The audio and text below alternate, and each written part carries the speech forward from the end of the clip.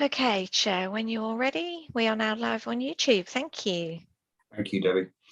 Good morning and welcome to East Devon District Council's Asset Management Forum meeting on Monday the 19th of June 2023. I'm your Chair, Councillor Paul Hayward. I'd also like to welcome anyone watching the meeting via the live streaming. May I remind members that the Code of Conduct applies throughout this meeting. We also reserve the right to remove and disconnect any participant who is disrupting the meeting by whatever means. Please turn off any telephone devices or put them on silent. In the event of a break in the internet connection, please bear with us as we will attempt to reconnect. After 15 minutes, if we are not able to reconnect, we will consider the meeting adjourned and we will reconvene it at a later date. We'll now start the meeting by doing a roll call of forum members here present. Debbie, over to you, please. Thank you, Chair. I'll start with yourself, Councillor Paul Hayward. Present, thank you. Thank you. Councillor Arnott. Present, thank you. But Chair, I might have to screen off quite a lot because I've just come back from quarters. Not terribly well, but I'm here in spirit. Thank you, Chair. Okay, thank you. Good morning, Councillor Arnott. Next is Councillor Ollie Davey, please. Present and reasonably fit. Marvellous. Well, you don't all have to give me a fitness update, but anyway, moving on to Councillor Hall, please. Present. Great, thank you. So, Chair, I can confirm your quorum, so you can continue. Thank you. Thank you very much indeed. So welcome to the other members of council who've joined us today. They're not forum members, but they obviously welcome your input and discussion during the meeting. Agenda item 1 is public speaking. We have no members of the public registered to speak, but I believe Councillor Heath, you'd like to address the forum at this point, or do you want to wait till we get to the relevant point of the meeting? You're on mute, Councillor Heath. Don't worry, we've all done it. Yeah, I know. I do it regularly. Thank you, Councillor Hayward. It's just to say that as a short synopsis, BEA is interested in the asset transfer process. I know this has been ongoing for an awful long time, since 2016, and I think that as we are now, we will want to renegotiate from that stance. But I'm pleased very much that myself, yourself, Tim Child, and Tim Stevens, who is the Vice Chair of the Parish Council, will be meeting next month, and to recognise that Tim Stevens has done an awful lot of work on looking at covenants. I think that was one of the sort of issues really with the asset transfers. Only one other thing really, I did pick up what Tim said earlier in relation to Councillor Young's comments about assets that whether or not recreational land, etc., is an asset. I think from BEA's point of view, and I think this will apply perhaps to other areas as well, looking at assets, if you like, that are profit making and those that are not profit making, and having a balanced portfolio. But that's something obviously that when we meet we can discuss, but I think it will have implications for other areas that wish to enact similar schemes. So thank you for giving me that opportunity. Thank you very much indeed, Councillor. I think it's fair to say obviously we do have a wide variety of assets, and there has always been, I think, the reluctance for any authority to sell off its family silver. Some assets carry revenue with it, others just carry costs. That's not to say they should be divested of simply for that reason. They carry social and economic benefits and environmental benefits across the district. So that's to be borne in mind. Are there any other members who want to chip in at this point, or we will... Can't see any hands. Wonderful. Okay, so that closes the public speaking element. Agenda item 2 is the notes of the previous meeting held on the 13th of March 2023. These are within the reports pack, which I'm sure you've all seen, and for those members of the public watching at home, available on the internet. They run to some 5 pages. So does anyone have any comments or objections to these notes of these minutes? If not, Councillor Hall. Thank you, Chair. Can I just ask with regards to, I believe it's point 28 and the toilets transfer in Sidmouth, do we have an up-to-date situation with regards to that? Because I was in Sidmouth the other week, and shall we just say it's not the prettiest area of Sidmouth, so it'd be nice to have some form of update, please. I think we have a agenda item 10, and Alison may well touch on that. I did get an email this morning, which I haven't had a chance to properly digest yet. So there is progress, but if we can leave that to agenda item 10, and perhaps Alison, if you could pick that up then, and without divulging anything commercially sensitive, let Councillor Hall know what's going on. So thank you. Thank you, Chair. Thank you. With no other hands raised, I'll take that as an indication that the forum members agreed to the notes of the previous meeting and take those as read. So agenda item 3, apologies. I don't believe there are any, Debbie. Not from the forum, Chair. It's just that Councillor Nick Hookway is unable to join us this morning. So Lovely. I'll make a note of those in the minutes, Chair. Thank you very much indeed. Okay, so now we move to item 4, quite an important one, declarations of interest. If any councillors have any declaration to make, please raise your hand. Now, I should add, this obviously relates to forum members, and then it's opened out to a wider thing of any members who are present, as if this was a physical meeting at Blackdown House or at Exmouth. So, Councillor Hall, over to you. Thank you, Chair. Just with regards to item 9, as it's talking about the Exmouth Town and Seafront, I am an Exmouth Town Councillor. Thank you. Thank you. So, Councillor Hall, can I just clarify then that you are declaring that as an effects non-registrable interest? She says, grabbing her declaration. I feel a bit rusty. I believe I am. Yes, Debbie. Yeah. Right, that's great. Thank you very much. Okay, moving to the other forum members. Councillor Davey, would you like to do the same? Yeah, I should say the same in that case. I'm also an Exmouth Town Councillor. Lovely, thank you. So Is it again, an NRI or an ORI? it's an effects NRI, non-registrable interest. Okay, thank so the you. same for you, Councillor Davey. Thank you. Yes, please. Councillor Arnott, anything from you? No? No, thank you, Chair. No, thank you very much indeed. For my own benefit, Debbie, can I also declare an effects NRI in respect of agenda item 8? There's a possible I think there's a need there, which for something that may transpire. We don't know. If it doesn't, it doesn't. But that's in relation to my employment as the clerk to Axminster Town Council.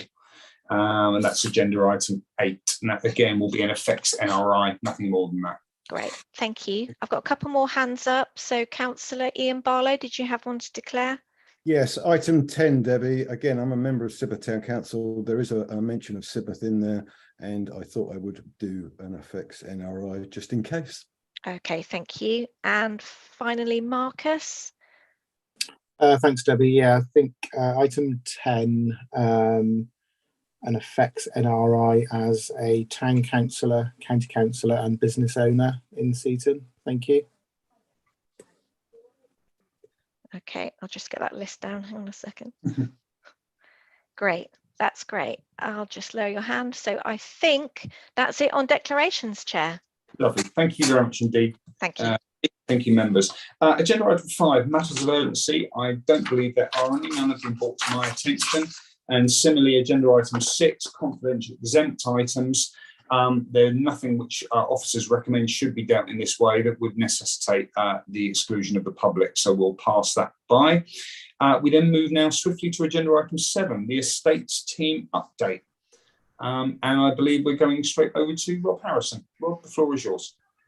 Thank you very much. This is just an update on the estates team activity in the past few months. So it starts off with a sort of a graphic which just details how we're addressing the overall workload of the case. So in the first couple of months of the financial year, we've managed to again sort of take a chunk of those cases away. So it just it's helped by the successful recruitment exercise that we did last year, and it's given us that resource to really sort of make some inroads in the overall workload that the team have. So that's a positive. There's also a knock on from that is obviously by completing a lot of these cases, we are increasing rental income, so where we're sort of renewing leases or dealing with rent reviews and things like that. So you can see in the first couple of months, obviously, the rental income has sort of steadily increased up to so year to date, so April to June, we're just sort of just shy of the £7,000 mark in terms of rental increase. So that's again a positive outcome from having the extra resource that we've now got. Moving on through. Rob, I'm sorry to stop you mid-flow. No. Councillor Barlow raised a question earlier about the, I suppose, what's the starting point and how, what does that reflect? So it starts at 5, goes to 7. So is that saying we've received 5 more than? So that was basically, yeah. So basically, in April, we were. That's the running total. So at April we were at 5,000. We're now up to. So we in April we generated cases, or we completed cases, which increased our annual rental income by 5,000. That's sort of increased a little bit in May. So and then further again in June. So it's because it's only the first sort of quarter. It's sort of it looks a little bit sort of a funny graphic, if you like. It's the sort of thing that obviously would look a little bit clearer as the year goes on, type of thing. But it's just trying to give a sort of an indication of the sort of steady progress that the team are making. Does that make sense? Or Ian, can you wait your question till the end of the presentation? Is that okay? Yeah, that's fine. All I wanted to know is that the annual increase, that the total annual increase on our 1.2 million of asset, or sorry, our 1.2 million of rental income, that means that in the year so far, we've got an extra £7,000 added to that. Yes. Thank you. That's all I wanted. Cool. So yeah, so moving on through the report, we are currently undertaking some work which all relates to the minimum energy efficiency standards, which basically means we are looking at our energy performance. So looking at the current sort of EPC ratings for our buildings, trying to identify any potential risks that we have. The likelihood is moving forward that that those energy efficiency standards will be tightened up again. So the minimum threshold will be lower. So I think what we're looking at is trying to identify any areas of risk that we might have, so that we're not going to be caught on the back foot in the future by any changes in those standards. So that's basically reviewing the portfolio, what buildings we've got, what ratings they've got, and then sort of looking at strategy around that. So if there are things that we think, well, this performs poorly, and we think there's potentially going to be a problem in the future, then it's looking at what we do to address that. Do we try and dispose of it? Do we look at getting work done? So it's forming a strategy around that. So that'll be quite a big piece of work that the team are undertaking over the next sort of 3 to 6 months, I would say. In terms of the overall portfolio, our occupancy rates are very high. We have very few vacancies across the whole portfolio. In terms of our let stuff, industrial units are fully let. Our cafes and kiosks and things like that are all fully let. So still a very promising position. We are doing some work with LED, and where we've got dual use sites that LED occupy, we're doing some work on those sites to try and renegotiate some of the management agreements on them. Typically those sort of agreements are quite dated and perhaps don't reflect the current sort of usage arrangements. So we're looking to try and sort of renegotiate those to suit all parties where possible. And yeah, there's a piece on renewal leases on beach and seafront kiosk, which has kind of has resulted in quite a chunk of income earlier in the year. And it's also given us the opportunity just to look at what people are doing on some of our beaches and things like that, and to make sure that everything is sort of as it should be. And we've also generated a sort of a reasonable chunk of capital receipts from the property disposals in the first couple of months of the year as well. And obviously, part of our role is to keep using our sort of our knowledge of the portfolio, and obviously all the reviewing work that we do to identify any poorly performing assets that potentially we might want to bring forward as potential disposals from there. And that's our report. So, is there any questions or anything like that? Tim. Thank you, Chair. I just wanted to come in and clarify one point, which I think probably picks up on Councillor Barlow's comments. So, £7,000 increase so far this year in rent, which, yes, Councillor Barlow, as a percentage of a 1.3 million pound rent roll is very, very low. However, in terms of where, so within the estates team, there is a objective within the service plan. I think it's 3 or 3.25% increase in rent for this year. So that's across our portfolio. Generally, we exceed that fairly healthily. Bearing in mind the nature of our portfolio by leases out, the increases come at either when we let a vacant property, or more typically at rent reviews or at lease renewals. So you might end up with a couple of months where the increase is quite small, and then suddenly there'll be 2 or 3 big rent reviews or lease renewals where suddenly that figure will go up much more. But the key thing is, over the year, there's an objective. I think it's 3.25% increase, but we do typically exceed that quite easily. So hopefully that just gives a bit of clarity to Councillor Barlow's question. Thank you, Tim.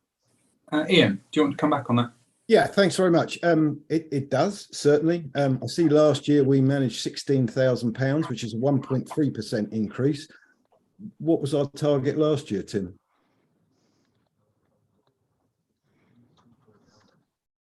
We achieved our target of 3%. I think it's 3% last year. Councillor Barlow, where do you get the figure that you're quoting? So this was off the increase in rental income in the last report, which was from April to March, I presume, 2023. I suspect that was just over a particular period, which was the AMF period. So that was probably just a couple of months, but perhaps Rob can come in and just clarify that. But certainly in terms of achieving our target, we did achieve the target. Yeah, I think it's because of the reporting timescales. So the figures probably don't include the chunk of stuff that we achieved in the last month of the year. So that's probably where it's slightly skewed, because it'll be obviously for the timescales for AMF reports and things like that. It'll be the data or the figures will be slightly out. So it won't be to the end of March. If that makes sense. But Rob, in terms of the year, the target, I think it's 3 or 3.25%. Did we achieve that target? Yes, we did, which is my understanding. So yeah. Okay, thank you. Ollie. Yeah, thanks, Rob. Item 4, where you were talking about dual-use leisure sites, always a bit tricky, aren't they? Yeah, I've just wondered if you could expand a bit on how the usage requirements were changing. I know schools have got a lot more sensitive about safeguarding issues and things like that. I think there have been some problems in Ottery with King's School and LED. I just wondered if you could expand a bit and how you hope to kind of bridge some of those problems with the new agreements that you're hoping to put in place. Yeah, I mean, the key thing is just trying to is trying to sort of keep everybody happy, I suppose. So there's obviously, like you say, the dual use sites are a little bit complicated, but what you typically have is as well as with some of them where we lease a site from say like Devon County, we will also have a management agreement with the school. Now those management agreements were put in place, sort of 30-40 years ago almost. So perhaps in terms of the usage envisaged back then, it might not be quite as intensive as it currently is.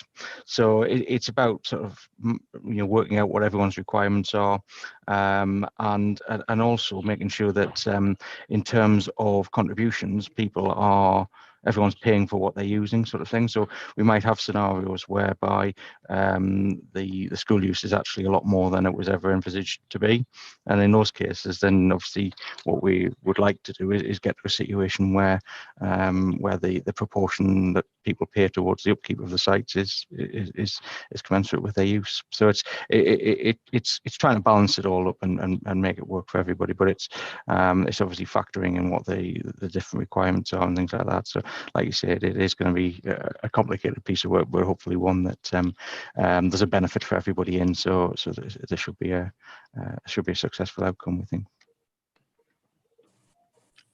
Tim. Thank you. Yeah, I just wanted to sort of link it back in with the leisure strategy and the LED monitoring forums. So the dual use sites were picked up through the through the new strategy that was approved for the LED monitoring forum last year, late last year. So this work specifically is one of the immediate actions that came out of that leisure strategy. So that's sort of the link, I suppose. Thank you. In the absence of no other questions, there's a couple of points I'd just like to sort of tease out of that. I suppose the first is you mentioned about EPC. I think it would be handy for the Asset Management Forum, and thank you for the work your team are doing. It is a bit of a moving feast as they change legislation and change the rules. We just have to accord to it. I think it'd be handy, perhaps for a future AMF, just to know. I suppose you can't really second guess how they're going to change, but to receive a report perhaps on which of our properties are at the lower end, the worst end of the EPC ratings, so that we can see. That's kind of the plan. So once we've completed them, we'll obviously we'll pull together a kind of report with some recommendations in there and bring that back to a future meeting. So it's not just to be hidden away. So we once we've done it, we've got some potential outcomes and suggestions, and we can bring those back to get members sort of feedback on, and hopefully take things forward from there. Wonderful, thank you, Rob. And I'll just come to you in a second, Matt, if that's okay. And the other one is for forum members. You'll be aware that one of the jobs of being a portfolio holder is from time to time I get requests from usually members of the public to buy a piece of land, a bit of verge, a sort of a bit of field. And there I have delegated authority with the officers to look at those. And invariably with them, they come with covenants. Invariably, they come with overage clauses so that people can't acquire these little bits of grass and then decide to build a mansion on them. And it was really just for members to be aware of that each one that comes in is assessed. It has a report from officers, and it has a recommendation of whether there's anything legally awkward with it or financially difficult. And obviously, Ollie, to come back to your point, the environmental aspects that, we're not sort of giving away or selling a piece of land for someone then to start doing something atrociously egregious to it. So it's really just assurance for forum members that with this job comes those requests, and we look at them and we take them forward. So, Matt. Thanks, Chair. Just a question for Rob, really, if you can clarify, just so that I'm clear. With regards to vacancy rates, those empty assets, are they the wrong type of assets for the demand? Are they needing updating to meet a demand, or have we reached that pinnacle of demand, so there just isn't likely to be any improvement on those empty assets at the moment? They're typically things that something else is happening with, or is likely to happen with. So just off the top of my head at the moment, we've got things like the couple of sites in Seaton, which were identified as potential new workspace sites. So they're both vacant, but there's obviously plans in the pipeline to try and take those forward. I suppose there's one in Sidmouth that we've got, which is an empty changing room building, which we're in discussions with a couple of people about trying to sort of bring back into use, subject to what they want to do with them. But in general, yeah, I mean, we don't have. It's normally sort of a maximum of sort of 4 or 5 things, generally speaking. It's very few over the whole portfolio. Certainly in my experience, at least, Devon, we've never had a situation where we've had stacks of industrial units standing empty, or sort of our let portfolio is typically very, very high occupancy rates, and the void on any of those things tends to be very short, and it's usually as a turnover of tenants. So someone moves out with perhaps just doing a little bit of work to sort of start it up before we relet it or something like that. But typically the things that are void are usually void because there's a bigger plan in the background, type of thing. Okay, cool. Thank you. Sorry. Okay. So thank you very much, Rob, for that report.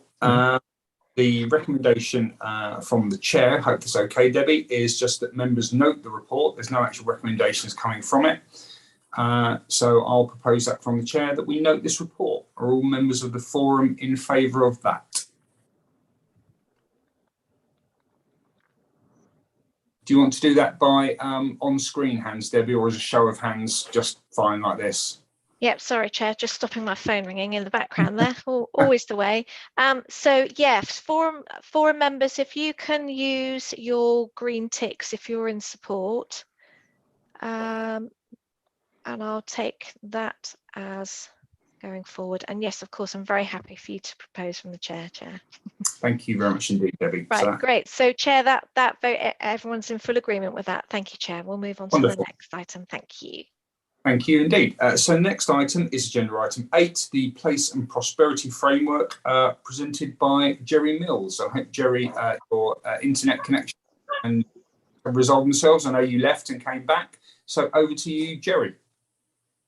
Hi there, folks. Can everybody hear me? We certainly can. Oh, wonderful. Apologies, I wasn't able to give an introduction earlier, folks. I'm Jerry Mills. I look after placemaking in Exmouth. I also break my IT with startling regularity, so I do apologise for that earlier. Thank you, Chair. Thank you, Debbie. Members, this is quite a chunky little item, so I'll take my time just to take a run through it. The purpose of the report is really just to provide members with an update on the progress of developing a place and prosperity framework. What does that actually mean? Well, in very simple terms, it provides us with a framework to assess investment prospects. We have to be extremely careful that we fulfill the legal obligations from the Public Works Loan Board, from whom we're proposing to borrow money from because of changes in legislation. What we need to get right here, folks, is a standardized way of doing this, which gives sufficient attention to detail, is consistent and is robust, and also takes account of the risks involved, because as we all know, borrowed money has to be paid back. The framework sets out a number, and through its process, a number of areas which are covered off in a fairly high level of detail. There's the legal and regulatory issues, the objectives of what the framework is trying to achieve, the different types of investment, climate change, which, forgive me, I use the term horizontal principle. Climate change, because of its nature, is something that we should always be considering no matter what we go to do within the council. We also look at how we inform investment, looking at risks and how we mitigate against those risks, which is a crucial bit. We look at the skill set internally, and we make recommendations then, Chair, as to the nature of the skills we currently have. We may have to look outside the council for some specialist areas, and we also would need to support members with some training in regard to the processes involved. We set out then a number of matrices for investment opportunities, and we also set out a governance process which we're recommending in its draft form.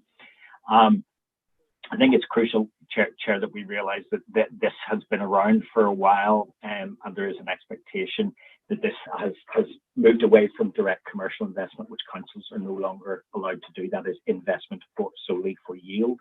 Okay, so those rules changed some time ago.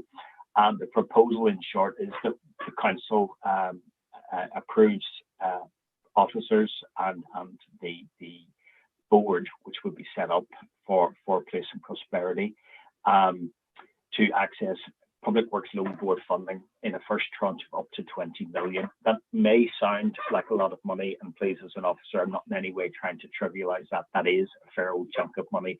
But to give you some idea, in two places where I worked previously, the portfolios were developed by an additional 100 million and brought up to $500 million. I'm very, very conscious that has to be done responsibly, and that's the reason really for setting out this report. Really, Chair, I mean, I don't wish to start reading through it because I think that would make the meeting really, really long for everybody. But I think the thing to focus on here is that we set out a governance, a way of doing this. It gives us agility to make the sensible decisions. We're aware that anything above £5,000 or £5 million, sorry, would have to go through the traditional or conventional route as per the Constitution. And really what we're trying to do here is look at some of the stalled projects that we have across the council to see if we could unlock those and make them happen for the wider economic benefit.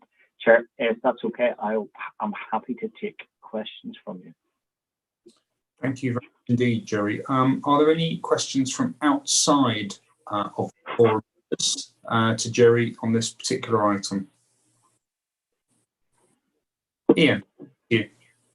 Yeah, thank you. I note that the overall board is going to basically be 3 people plus the ward members. Do you think that is a fair review of it, or do you think that's right for up to £5 million? It just seems, well, it doesn't seem right to me that £5 million could be spent basically on the say-so of 3 people. Chair, happy to come in on that. Yes, please do, Jerry. Okay, so Ian, good morning. We're simply setting this out in draft form. It'll be up to members to make recommendations for any areas for change. But to give you an idea of previous places where I worked, that was a recognized way of making decisions. It was done through a robust appraisal process, which was proportionate to the amount of money that was involved, and to ensure that it was consistent, that was taken through. And the idea was that this was looking at it from a purely commercial point of view back then. So this was looking at the agility in the property world to be able to make decisions and to be able to acquire properties for yield. The agility element of this is something that we have to get right with the democratic process as well. Again, just to stress, we are just setting this out as a recommendation in draft form. And we're happy to take members' input, Ian. Chair, happy if you are for Ian to come back. Yes, please do, Ian, if you have a supplementary question. Yeah, well, again, I mean, I presume if you're looking at commercial things, you would look for people with experience in that. Obviously, you know, no disrespect to the people that you put on there, but I mean, do they have those skills that you're looking for? Are there better in the 60 councillors you've got that might be able to add more opinion to that rather than not having experience in that? I know you're going to do training, I see, but I don't know how you can train someone to, well, be able to understand the sort of things you're talking about. Chair, again, I'm very happy to take that as an input. I mean, we have done this previously. Well, I have done this in two previous places where I worked, and it worked extremely well. There's no suggestion that anything would happen behind closed doors. There is the element of commercial and confidential, but what we did previously was within a month of the transactions taking place, all that information would have been released to members. It will appear obviously in land registry and things like that if you're acquiring property. So that information comes public, and it was put on the council's website. So it's fairly good transparency there all the way through. Thank you. Councillor Barlow, I take your point entirely. I mean, for all members who are fill cabinet roles, and we rely on officers. They are professional staff. This is what they do for a living. They ultimately, if it wasn't done this way, it would go through cabinet. It would then just have to go through council. And there is always this element, certainly with the commercial acquisitions I've seen in the past, that we're up against, in buying commercial property, parties who aren't bound by the Local Government Act, who aren't bound by so much red tape, that effectively, as soon as the issue of an interest or a discussion goes on an agenda, effectively the cat's out of the bag. And you, I'm sure, in a previous role or current role, you could have made such decisions with yourself and with your partners without public oversight. But of course, this is public money we're talking about. So we have this robust process whereby it has to be scored. The scoring has to be evidenced. And there is an audit trail. And if any member or any member of the public feels that anything untoward has gone on, there's an audit process. But I do take your point that, a lot of us, some do have experience, some members have experience, and of course, officers do have experience in this. So I think those issues, what is being proposed here, but I'll like to, I'll take Councillor Young's point, but actually, Tim, do you want to come back before I go to Councillor Young on that point? Yeah, thank you, Chair. Just briefly, really. For me, it's about the quality of the appraisal. It doesn't matter how many people you have in the room, it's the quality of the appraisal, the professional document that provides those that are making decisions on the investment board with the ability to make a sound decision. What is worth flagging is that if anyone on that assessment board disagrees, it won't go forward. So it needs to be unanimous, and that's with our Director of Finance, but also as drafted with the leader and also the portfolio holder for finance and assets. The only other bit I just wanted just to be really clear about, we talk about ward members, and it's about consultation with the ward members. The ward members would not sit on that investment board, but they would be consulted, and their written responses would feed into that into that appraisal document. So I just wanted to be really, really clear about that. And that really sort of takes learnings from our previous commercial investment framework where ward members weren't involved. And I heard myself very loudly, very clearly, that ward members wanted to and indeed should be involved. So we've addressed that in this instance. So yeah, thank you, Chair. Thank you, Tim. Councillor Young. Jeff. Yeah, just to add to what Tim and the others have said, the expertise comes from the officers, and the reports are very robust and expertly written, and the local councillors are involved for to consider the local issues regarding that the building, etc., so we can get some local thought on that. So I don't see the need to expand it, because we need to be speedy and very lean in our decisions, and to be able to operate very, very quickly. There's some acquisitions that we missed out on over the last 4 years because it became so drawn out, and possibly there'd been some leaks on how much we're going to be offering. So we need to be very lean and very quick on these commercial decisions. Thank you. Thank you, Councillor Young. I can't see any other members outside of the committee, so I'll come inside now. Councillor Arnott, over to you. Thank you, Chair. Sorry for a little cough there.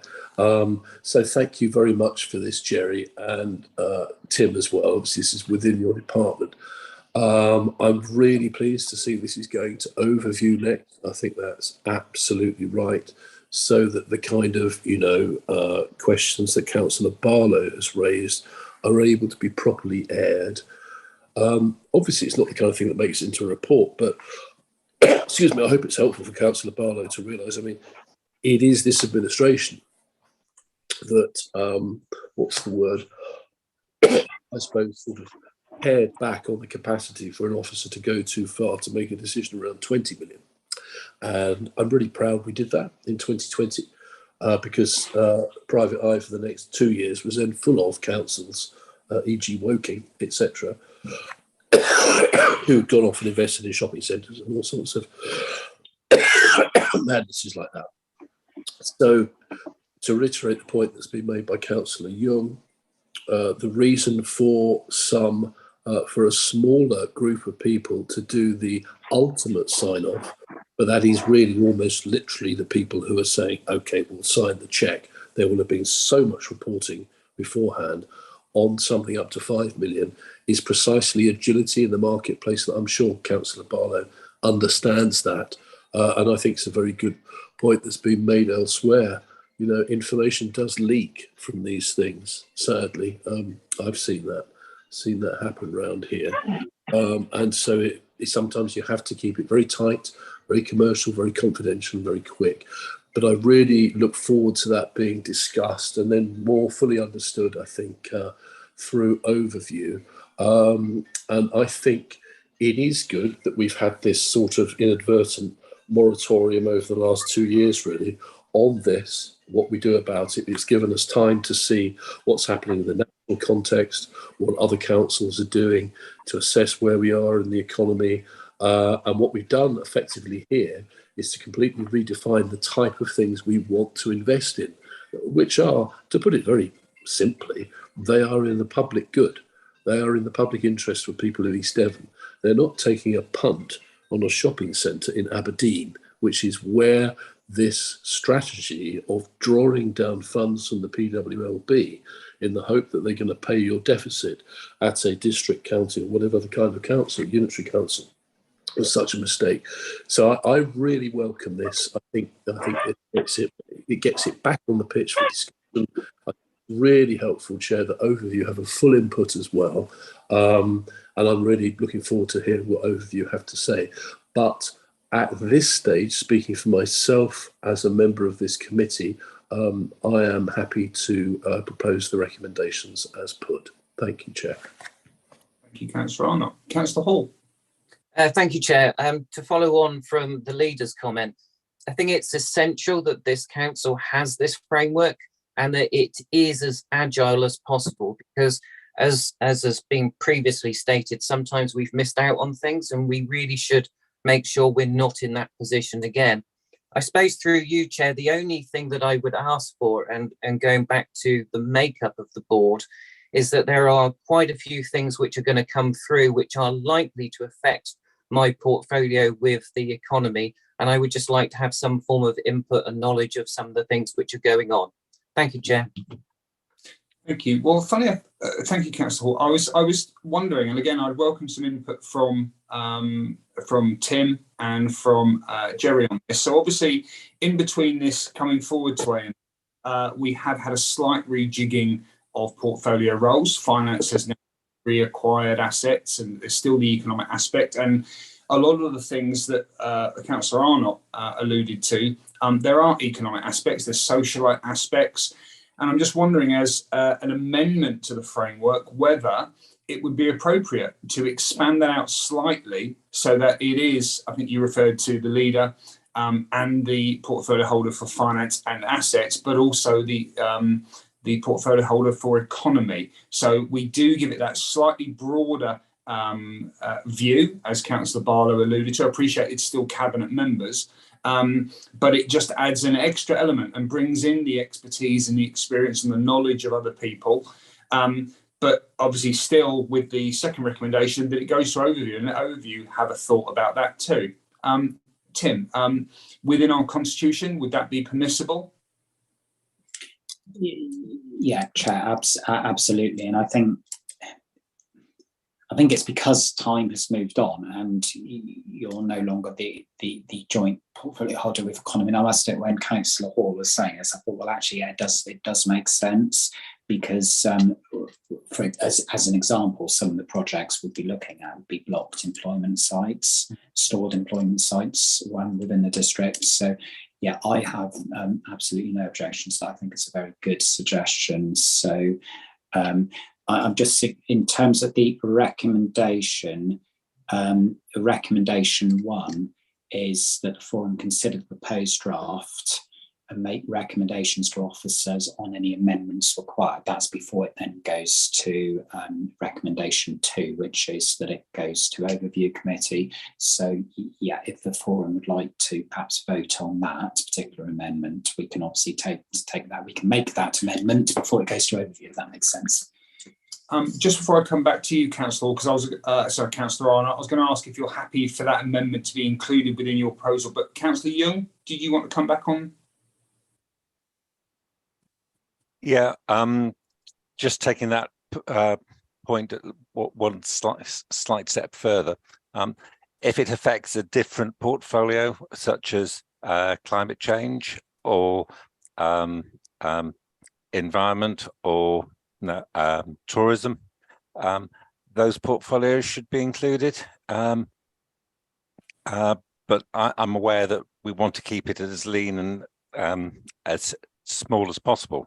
So I don't know how we can do that. And I think Tim's got a solution.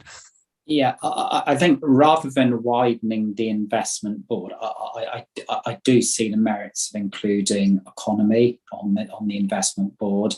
I think in terms of climate change, it could be leisure, it could be a whole range of different things that become relevant. I think that comes back to the quality of the appraisal document.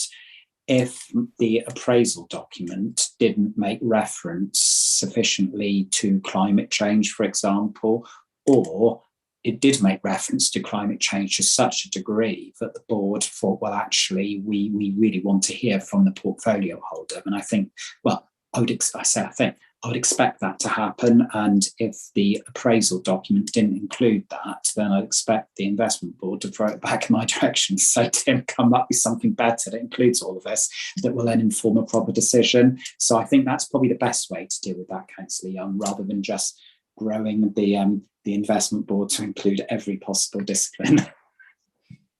Thank you very much, Tim. Paul, back to you. I was going to say exactly what Tim just put, much better and more concisely than I could, and to congratulate Councillor Young for a good try. But no, I think it works as it is. Thank you. Okay, so we have an amendment to the recommendation, which I'll require forum members to vote on, that the investment board include the portfolio holder for economy, currently Councillor Hall. So Debbie, could you take us to a vote on the amendment, please? Yeah, I can do, Chair. I just wanted to clarify. I wondered if it was worth, based on the discussion that you've already had, under paragraph 1.12, there's a 3 bullet points up from the end in relation to the investment board and how it's comprised. The last sentence says consultation should be made with appropriate ward members. Would it be therefore helpful for the forum to suggest including in that and appropriate portfolio holder to cover off what you've just discussed? A very good idea, Debbie. Thank you. Okay, so if the proposer's happy with that, I need a seconder to Thank you. I'll second that. Thank you. Thank you very much. So members of the forum, just to outline what you are now going on currently, which is the sort of the first step of the 2 recommendations that are in the report. So you're basically recommending forward the framework as it stands, with that change that the investment board will include the portfolio holder for economy, and that the consultation will include, alongside the ward members, any other relevant portfolio holders. Could members of the forum please use your green ticks if you're in support, or red cross if you're against, or raise your electronic hand if you're abstaining. And Chair, that is full agreement from the forum on that first recommendation. Thank you. Thank you very much indeed, Debbie, and thank you for that very sensible suggestion. And thank you, members of the forum, for through. So, on that basis, we have a formal earlier proposal from Councillor Arnott was that the 2 recommendations are taken forward as amended, and that the framework is referred with those amendments to the Overview Committee for consideration at their next meeting. On that basis, Debbie, are you okay to take us through a vote on that? Or was that previous vote all encompassing? No, I think that's happy. If you're recommending that from the chair, then members of the forum, if you could please vote yes on that second one, which is referring it to overview for the next stage, please. And I have 4 green ticks, so that is carried. Thank you very much, Chair. That goes through. Thank you. Wonderful, thank you. And thank you, members of the forum. Thank you for other members present for your contribution to that. That was agenda item number 8. So we now move on to agenda item 9, the progress on placemaking in Exmouth Town Seafront, also known as PET. And Jerry, we're back to you again for your report, if you would. Thank you, Chair. Thank you, Debbie. Can you all hear me still? I think we can.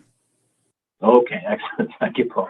Okay, folks, this is just a very short update report. Just very briefly, the planning consent for the fitness area at Queen's Drive was due to expire, or will expire, in July. We've now renewed that for an additional 2 years, and hopefully between now and then we will have a convincing plan for what members wish to see happen at that location through the placemaking initiatives that's going on currently. We've had the event space marketed to see if we could get a reliable operator. We have struggled, but I'm pleased to advise that Street Scene have managed to get 2 events booked, one in July and one in August, for the event space. So we'll keep you posted on that as things change. The car parking signage, this was raised by Councillor Davey last year. We have all the locations agreed, budget agreed, and purchase order has been issued. Total cost of the signage will be £1,300. That includes not only the 3 initial signs, but a number of additional information signs to advise people of who they need to actually pay their parking to. You're aware, I'm sure, members, of the confusion that people who park on the highway pay their parking dues to the county council, and if they use one of our car parks, they pay them to us. So these are what's known as reinforcement signs. The planning application for the tables and chairs at the Strand was submitted by the planning portal in February, and that has just been approved last week. We've been advised that the mural on the rear wall of the pavilion will commence in July of this year. Moving on to potentially more meaty items, just to advise you, we have just issued the contract on Friday to WSP to deliver our placemaking plan. We have our inception meeting on Wednesday the 21st of June. This is really exciting, and this is what we've been really working towards for the past 18 months. It has taken slightly longer than I would have anticipated initially, Chair. For that, I must apologise. Timeframes just sometimes get away on us. I've just set out what the key milestones are in regard to placemaking, but I will have a fuller version of that for members to take on board and read. The levelling up bid for Destination Exmouth, or the Exmouth Gateway, it also includes Dining Way. That's £15.7 million has been approved.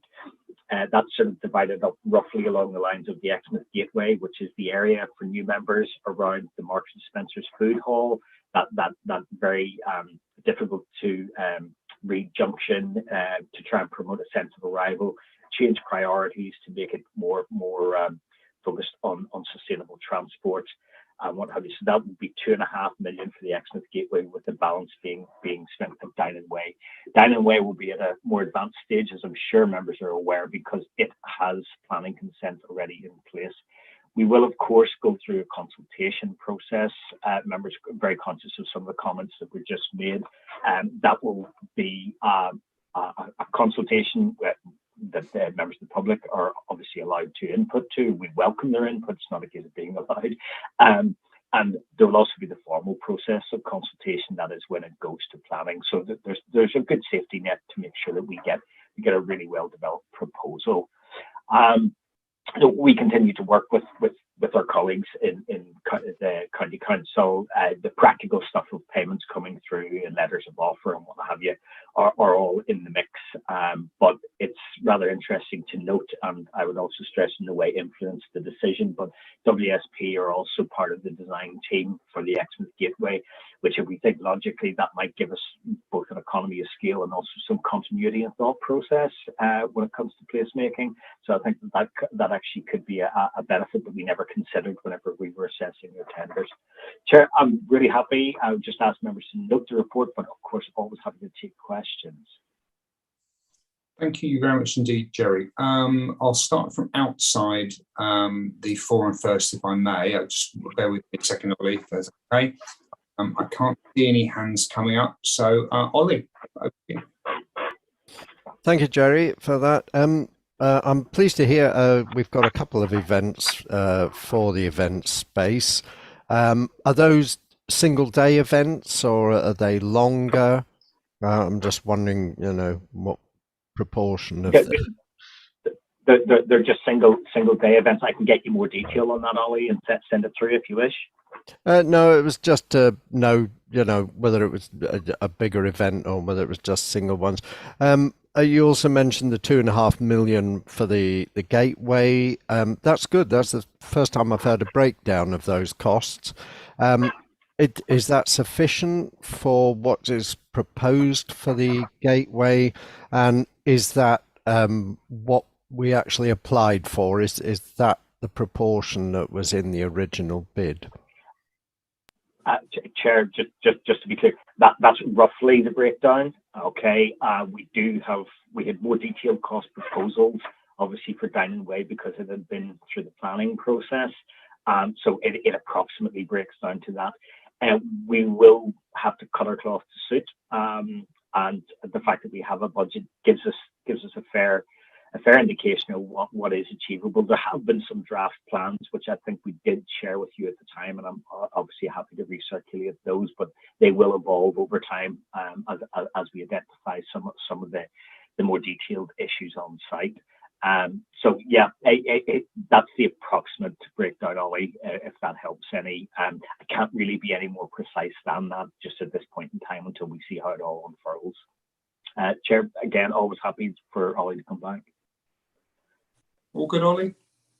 Yeah, that's fine. It was just to ensure that the Gateway project does get sufficient attention. I've always had concerns that the road, because costs are increasing all the time, might simply swallow up all the money, but I've been assured that can't happen because of the nature of the bid. But I was just interested in that figure and whether that reflected the kind of balance of the two sides of the project that were originally applied for. Yes, it does. Thank you very much, Ollie, and thank you, Jerry. Your hand was up next. Thanks, Chair. This is not so much a question as an aside comment. Obviously, in 1.3, it mentions the new and improved signage. I cannot emphasize enough to officers with all of our assets how important appropriate and good signage is at all and how to get to all of our assets. Because in some areas, I think we need to do an assessment on this. Thank you, Chair. Thank you very much indeed. And I'll leave that with Jerry and Tim and the other team. I'm sure ongoing assessments are done, but I can only agree in whichever authority you happen to work for, telling people where the things are. Thank you. Councillor Arnott. Thank you, Chair. And I think just to assure Councillor Hall that this has been talked about a lot, but I really welcome his input here as somebody coming relatively with a fresh pair of eyes into the district and sort of spotting where there are places where signs might or should be that aren't at the moment. So, but I can see that's been well noted by officers. So thank you for making that point.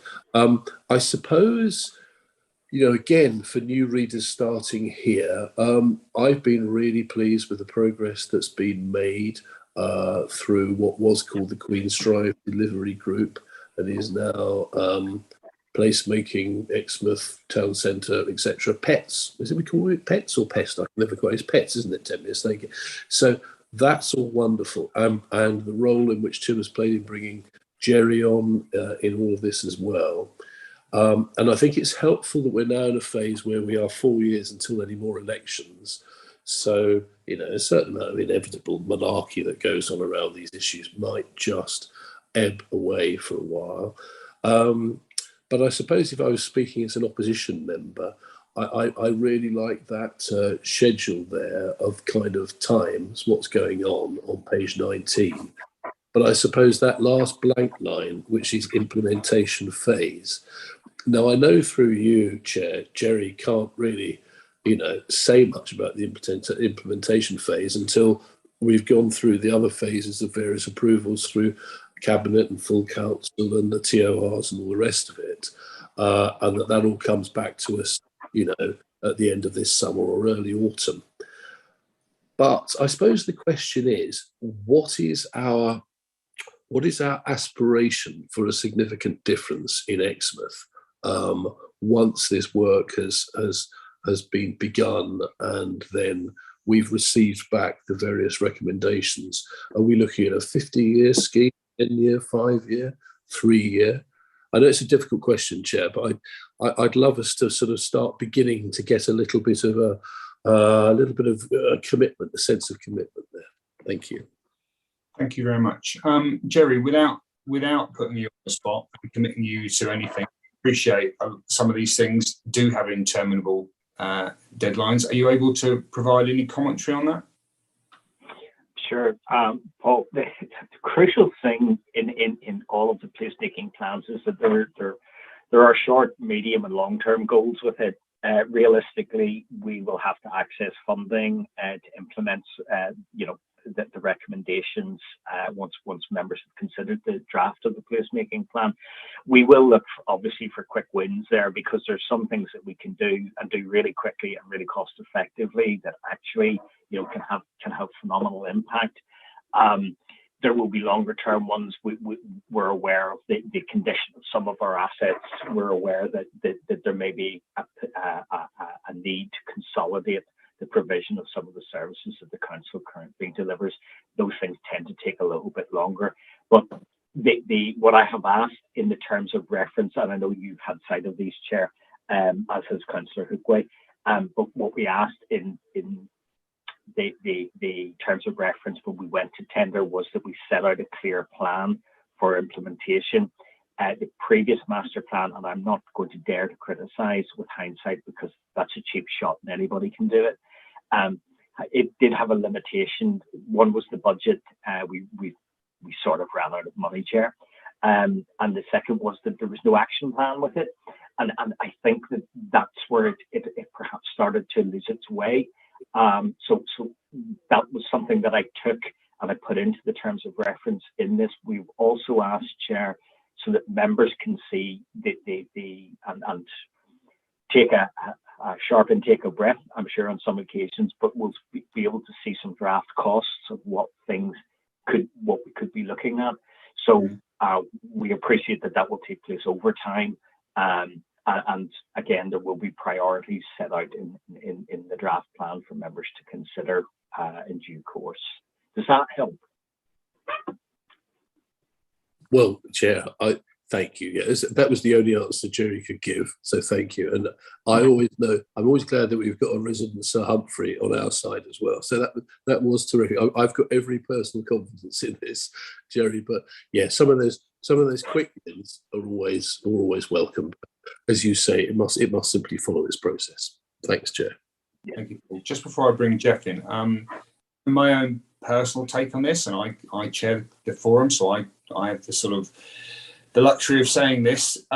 With all these sort of schemes, we are now at the beginning of a new 4-year cycle of East Devon District Council. And the people of Exmouth, the biggest town in East Devon, the biggest lump of people in one place, their expectation is they don't care about the colour of people's rosettes. What they want is to pay tax and things delivered.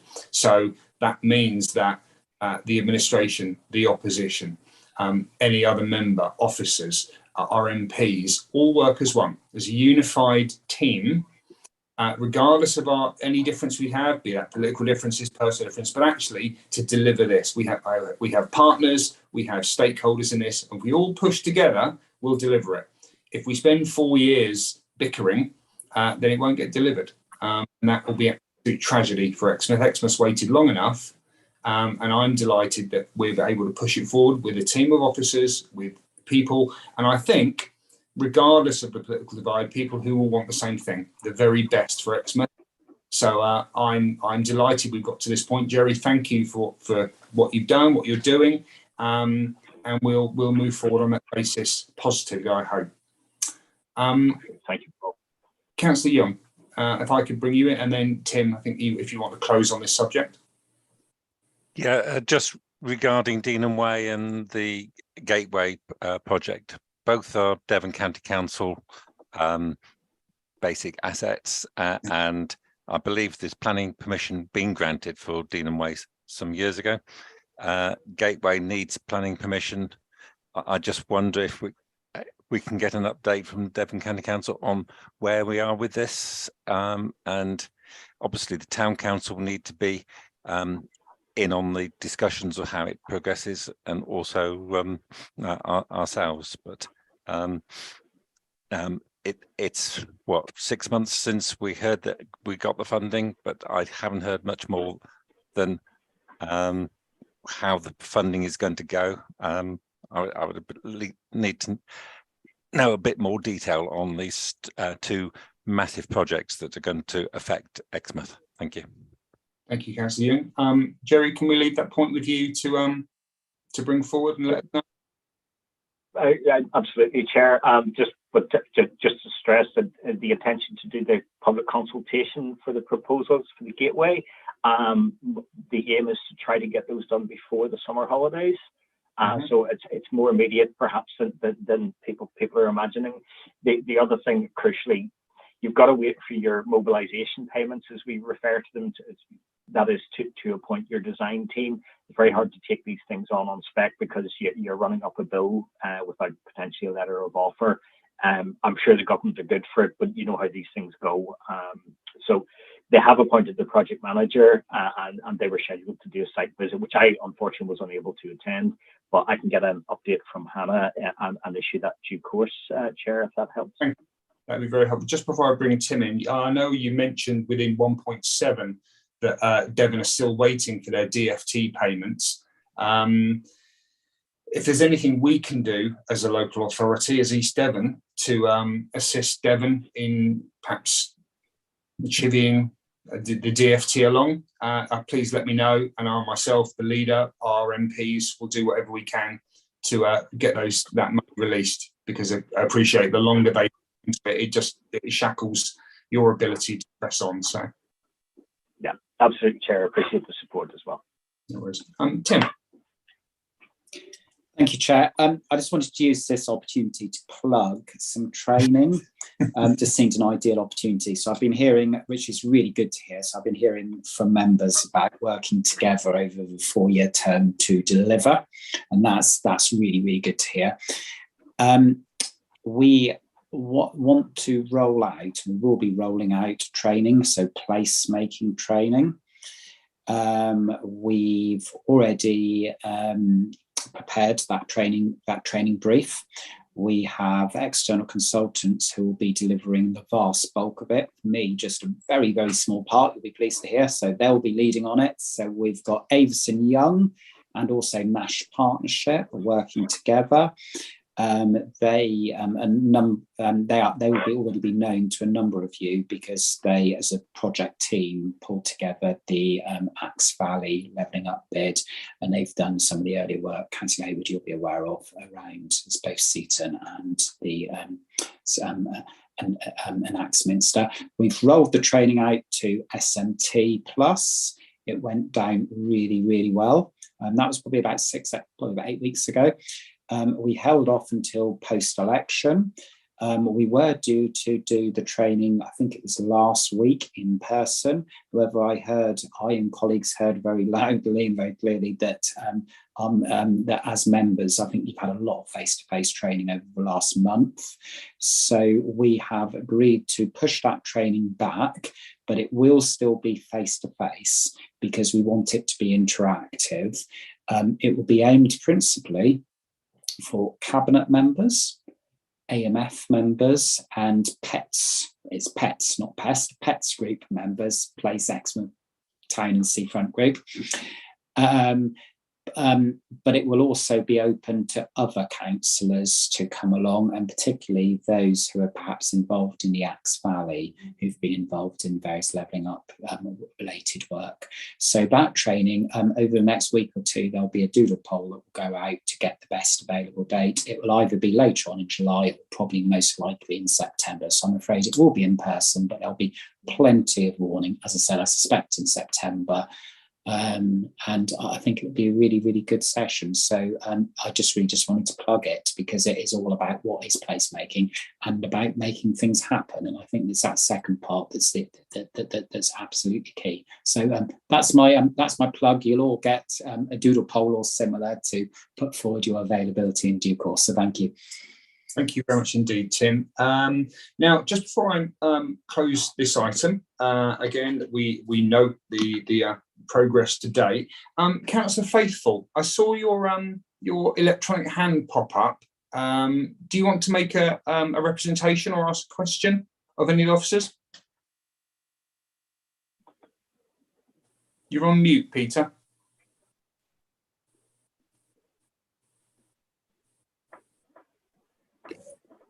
Are we still on item 9? We are, yes, indeed, Peter, yeah. That's right. I'll drop it then. Oh, okay.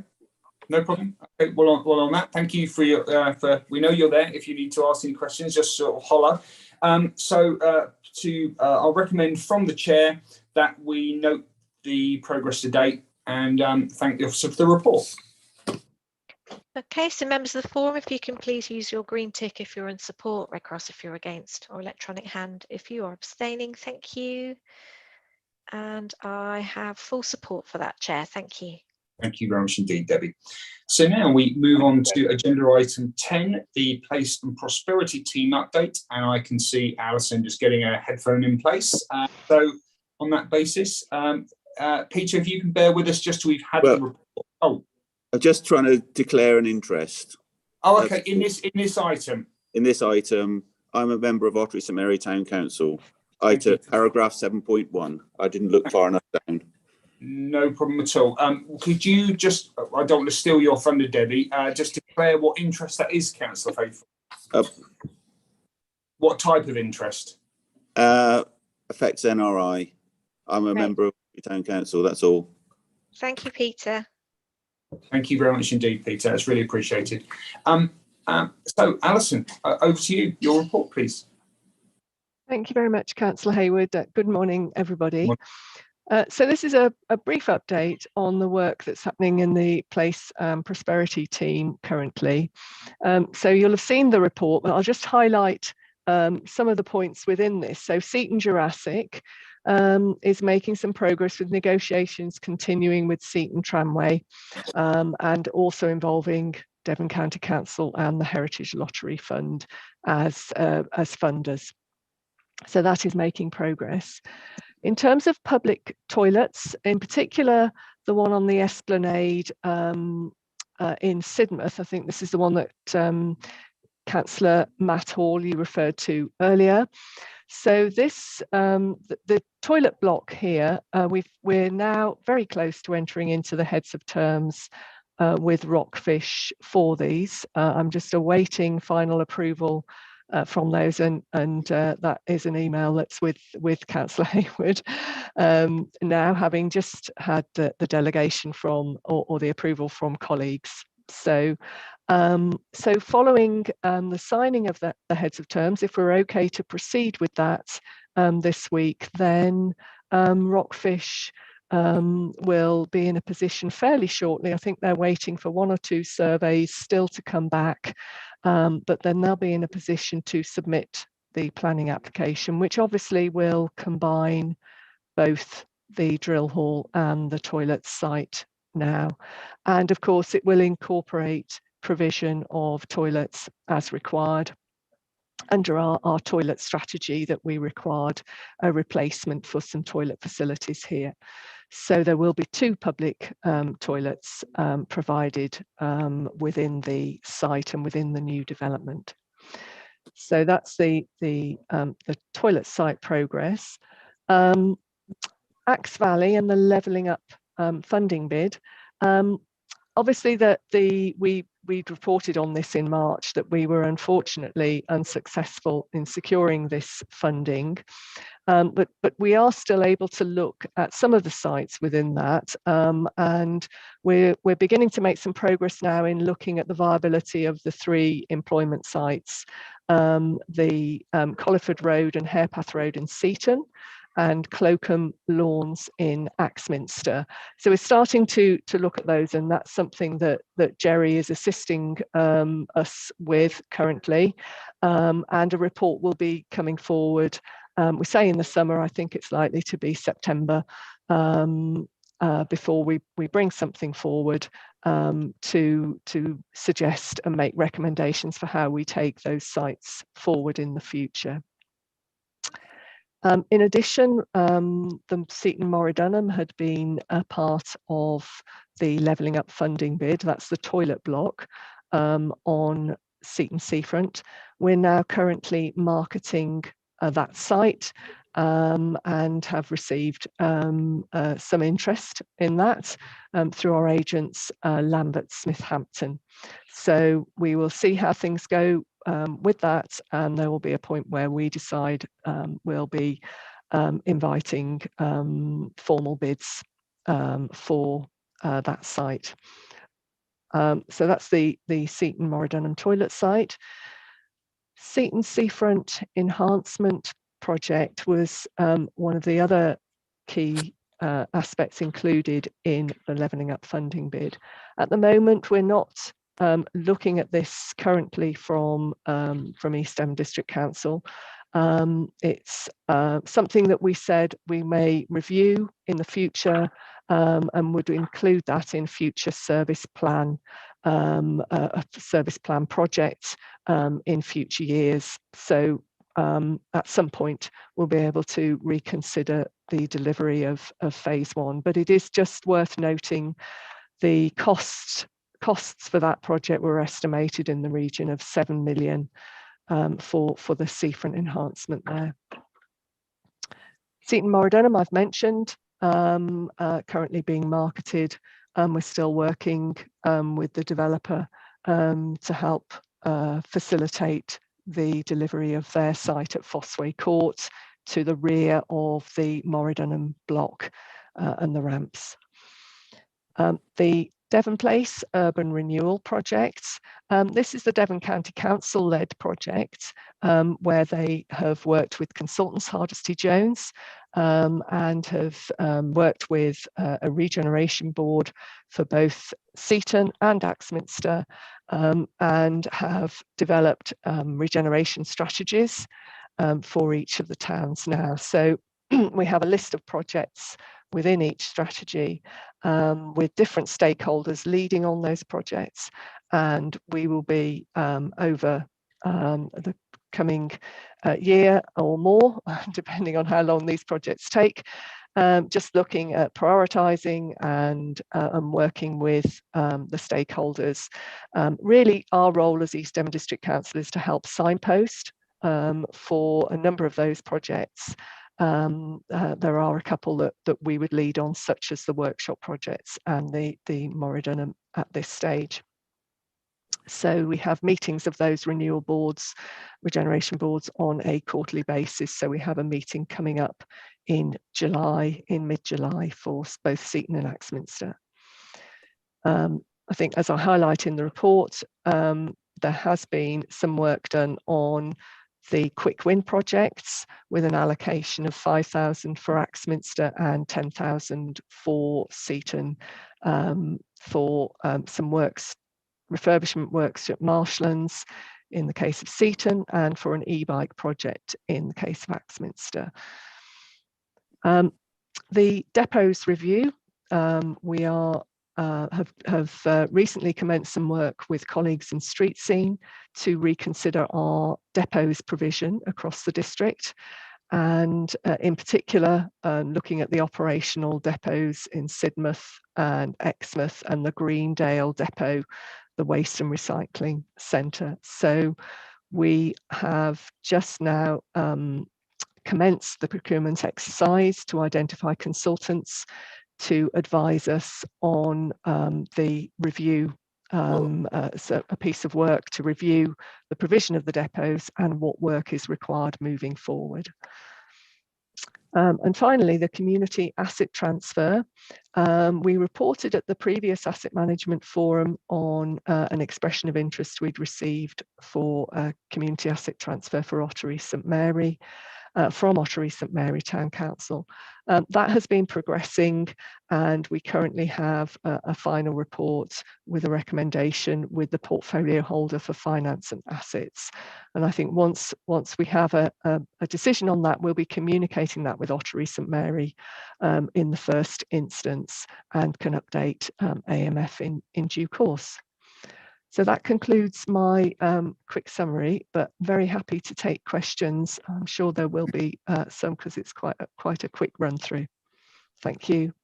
Thank you very much, Alison. Just before I move on to the speakers from outside of the forum, Debbie, and for members present, anyone watching, would you be kind enough to extend my declaration of interest, my FX NRI, which I believe I gave for item 8. Could you extend it to item 10 as well for the minutes, please? It's the same interest. It's an FX NRI in respect of my employment with Axminster Town Council. Yep. Because there is a link between this item and that authority. Thank you very much. That's noted, Chair. Thank you. Thank you. So what I'll do in order, bear me 1 moment, let me just call it up. So in order, it will be Councillor Rickson, Councillor Hartnell, Councillor Young, Councillor Faithful, and Councillor Heath. Wow, that's fantastic. So lots of contributions. So Councillor Rickson has just vanished. Where is Councillor? Just ready to speak. Oh, you're not on. How strange. Over to you. I was just like to say, with regard to the Sidmouth Esplanade and Drill Hall, I'm absolutely delighted to see this rockfish development finally coming to fruition. It's been long awaited, a vital improvement for Sidmouth, because it's a high-profile, neglected site, and development of this will smarten up this area of the Esplanade and provide good amenity to residents and visitors. So I sincerely hope this will be supported so that Rockfish can progress their planning application, including the revised plans for the toilet block, because then this will be able to open up as soon as possible and contribute to the Sidmouth economy. With regard to item 5.4 and the Axminster e-bike proposal, I was just wanting to ask whether this is in conjunction perhaps with Co-Bikes, who already provide e-bike facilities for hire at Exeter and Salisbury railway stations. I can nip in there, Alison, if that's okay. Yeah, it's a simple answer. Yes, indeed. Thank you, Marianne.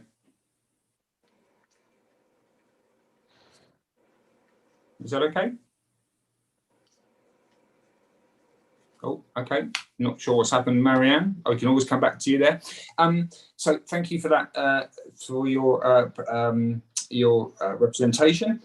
Marcus.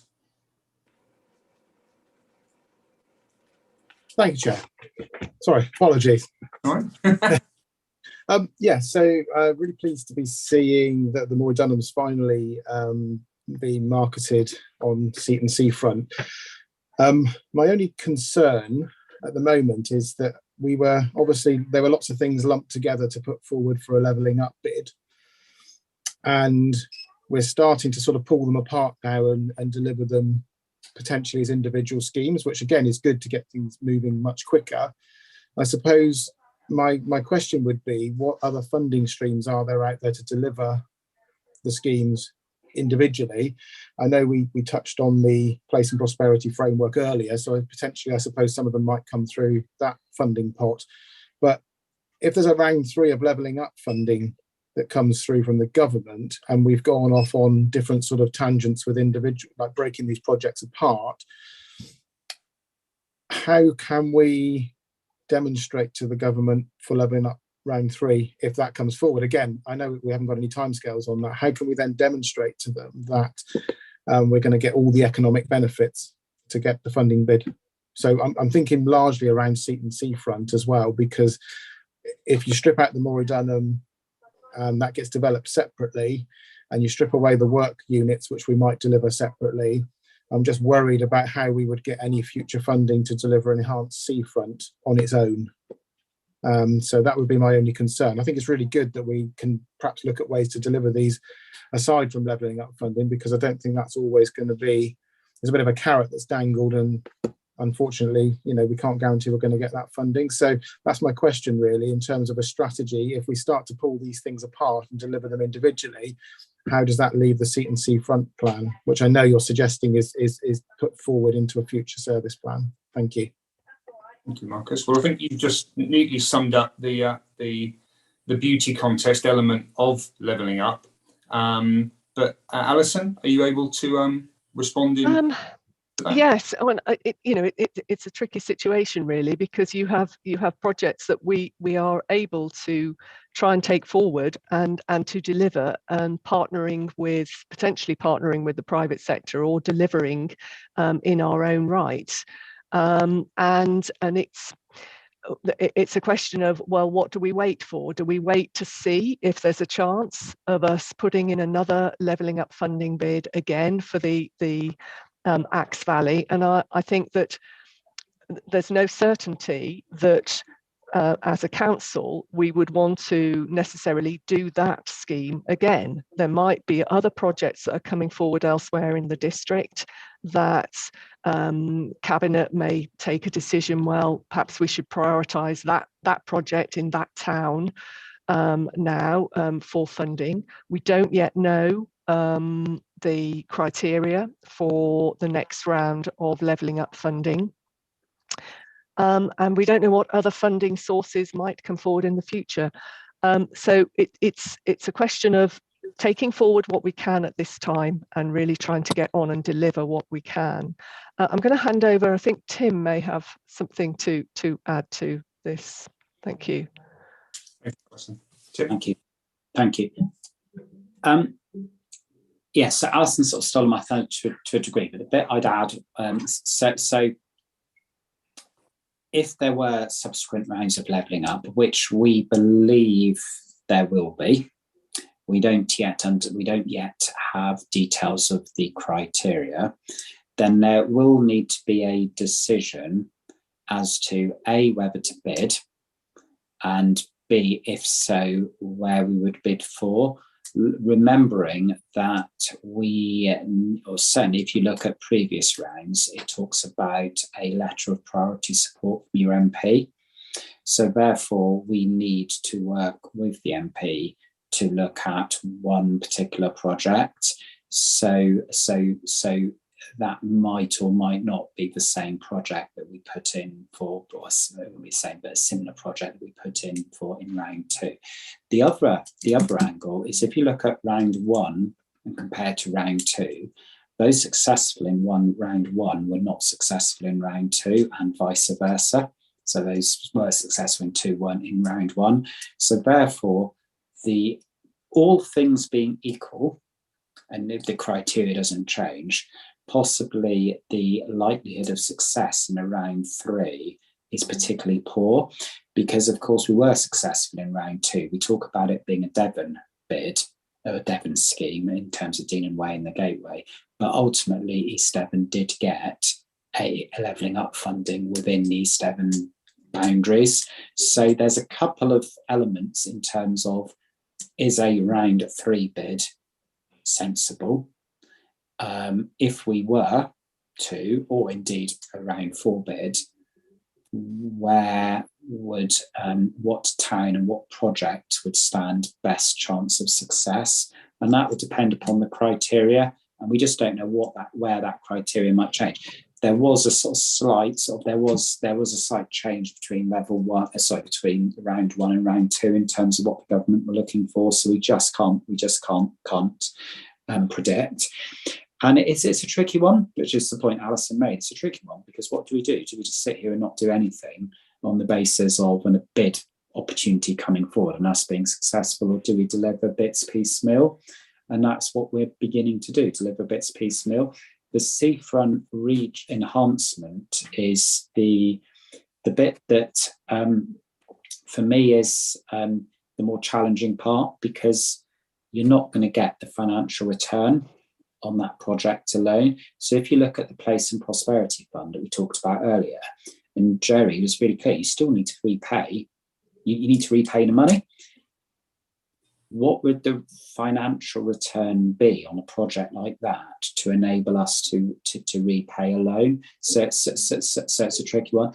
And Marcus, there aren't any other funding streams out there at the moment that sort of automatically make us think let's steer towards there.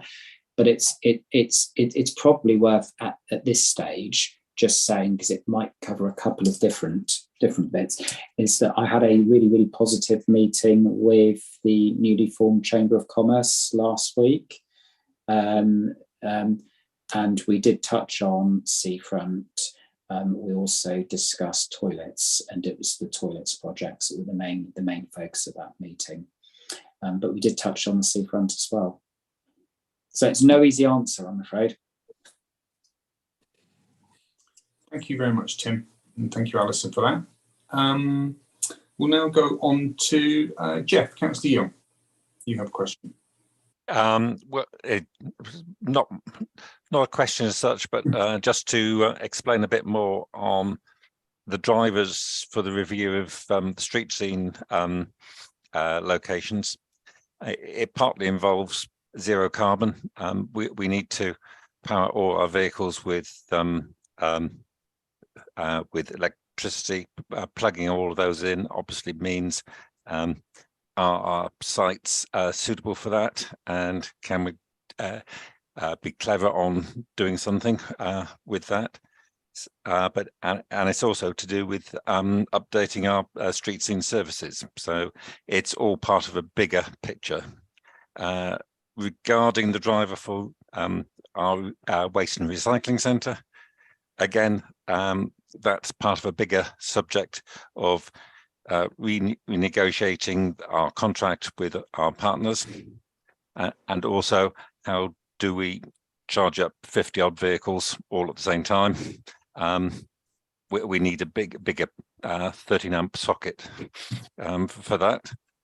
And again, lovely to see the project for Rockfish come forward. It all fits in with our policies of our toilet reviews that has been on our minds for the last couple of years, and also it fits in with our beach management plan for that area. It all dovetails into one great benefit for Sidmouth. Thank you. Thank you very much, Councillor Young. That was a lovely, succinct, big round of applause. Thank you. But I think it emphasises the point you're trying to make, is everything is interconnected to everything else, and what might be seen as an easy thing to do actually has lots of different strands. And I appreciate members of the public, and indeed some members may get exasperated at the speed of action, but unfortunately we are a local authority and we have multiple partners, and often things that the private sector could do overnight, in a week, we're just not able to. because of those other elements. And of course, every member of the public watching out there paying council tax has a view, quite often for or against any precise thing that we intend to do. And we have to take those on board. So thank you, Jeff, for that. Peter, you have your hand up. Thank you, Chair. I'm just curious to know about this asset transfer. So where would this be? Where would we be in this process? What is there to go through? Because I'm aware that Archery Town Council have barely talked about the subject. It was just somebody put an inquiry in. So, sorry. Yes, sorry, Councillor Hayward. Yeah, so when they put in their expression of interest, they did actually state on that there had been some discussion at the town council, and I think I can pick that up with you separately, Peter, if you'd Councillor Faithfull, if you'd like me to a query in relation to that. But in terms of the process, we've been through the process of consulting with AMF, with the ward members, and with relevant colleagues via our senior management team, and we have drawn together a report which has only just been sent to our portfolio holder, Councillor Hayward. So I'm not expecting anything imminent on that. So that's a decision that's been made that will then be communicated to the town council in the first instance, and I'm sure that the forum will appreciate the reasons for communicating it to the town council first. Thanks. Thank you very much, Peter. We now come to John. Councillor Heath, over to you. Thank you, Chair. I met with Pete Bly, the beach manager, on the 2nd of June on the request of the cafe owners to look at unsafe beach matting. And this was a very positive meeting, actually, with a three-way contribution from East Devon District Council, the cafe owners, and Bere Parish Council to install new west to east matting, such as has been installed successfully, I understand, on Seaton Beach.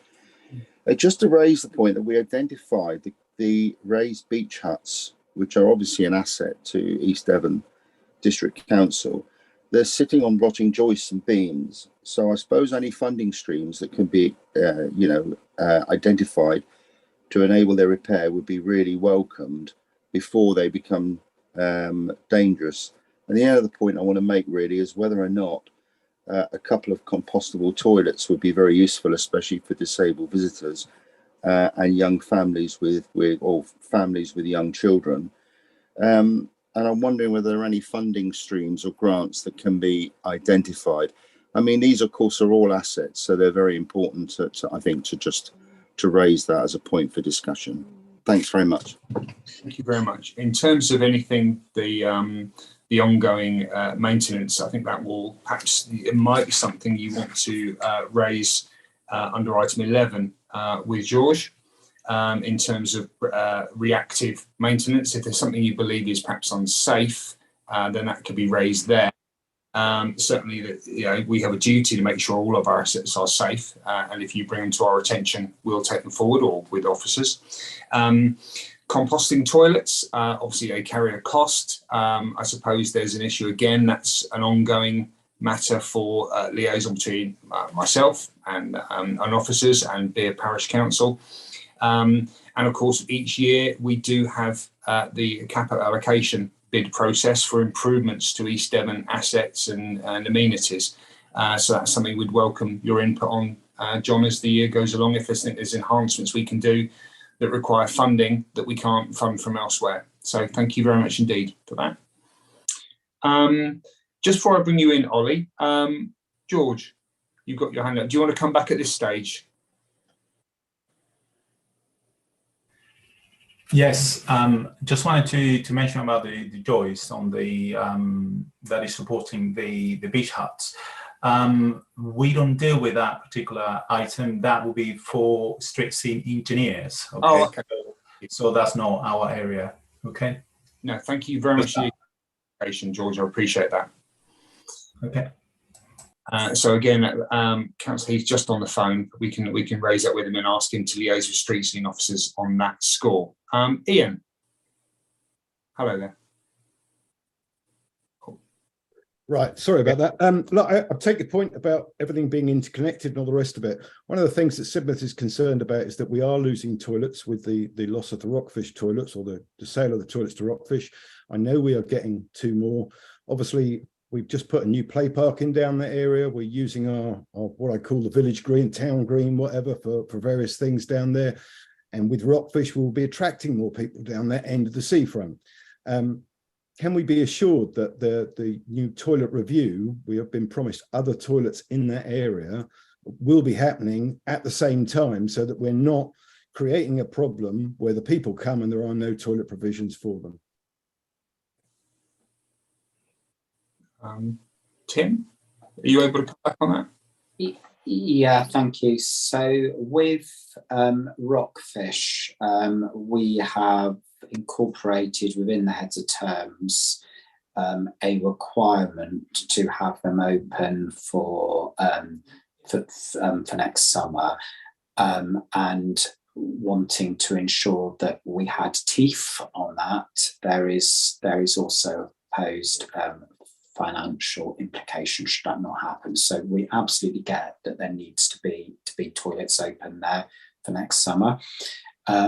We have a changing places facility. So we secured, and I recall Andrew Hancock and I shared this with yourself and other town councillors when we met a couple of months back.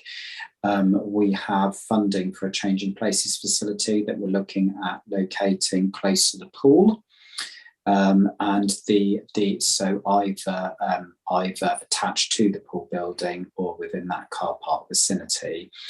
And the preference, I can't guarantee it today, but our preference is that it also includes a cubicle. So there would be an additional cubicle in addition to a changing places facility. In terms of the timescales for that, we're looking at that facility being rolled out in winter, in this coming winter, so winter 23 into 24. However, we need input from external consultants who are in the process of being appointed at the moment on that. So every indication is that would be a pilot, that would be the pilot that would be done this coming winter, would therefore be open prior to the Rockfish scheme. But at this stage, like with any construction project, I can't guarantee it. But between Andrew Hancock and I, we absolutely get what we heard from the town council regarding the phasing of all of this and making sure that there are adequate facilities at that end of the town. So hopefully that gives you some confidence, although I haven't been able to give you absolute reassurance. It is just the number, though, that we are going from about 10 to about 2.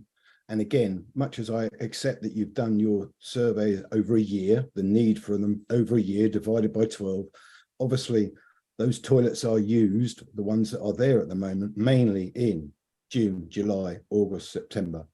And we are just very concerned that you're cutting us from 10 to 2. And again, this is people coming here, spending money, staying in the town, visiting other areas, visiting from East Devon, etc. And we are just concerned that we are going to be severely lacking in that area.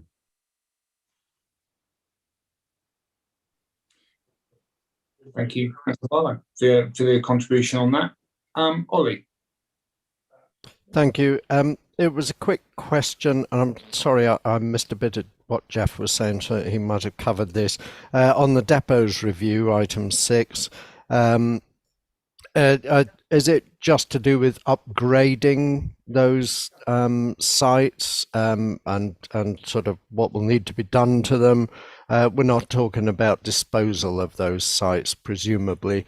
I also had a second question about the toilets in Exmouth, and do feel free to say this is a bit sensitive at the moment and you'd rather not answer, but you'll be aware that there's been a request from Exmouth Town Council to remove it from the toilet review, and to look at a joint project. And I just wondered if there was any progress on the toilet review in that item, and also whether there's any kind of precedent for a joint project of that nature with a town or parish council, that would kind of give me some assurance that we do have kind of mechanisms in place for that kind of project. Thank you. Thank you, Ollie. I can see Tim has his hand up. I think, I'll let Tim respond on that, and then I may come back further. Tim, over to you.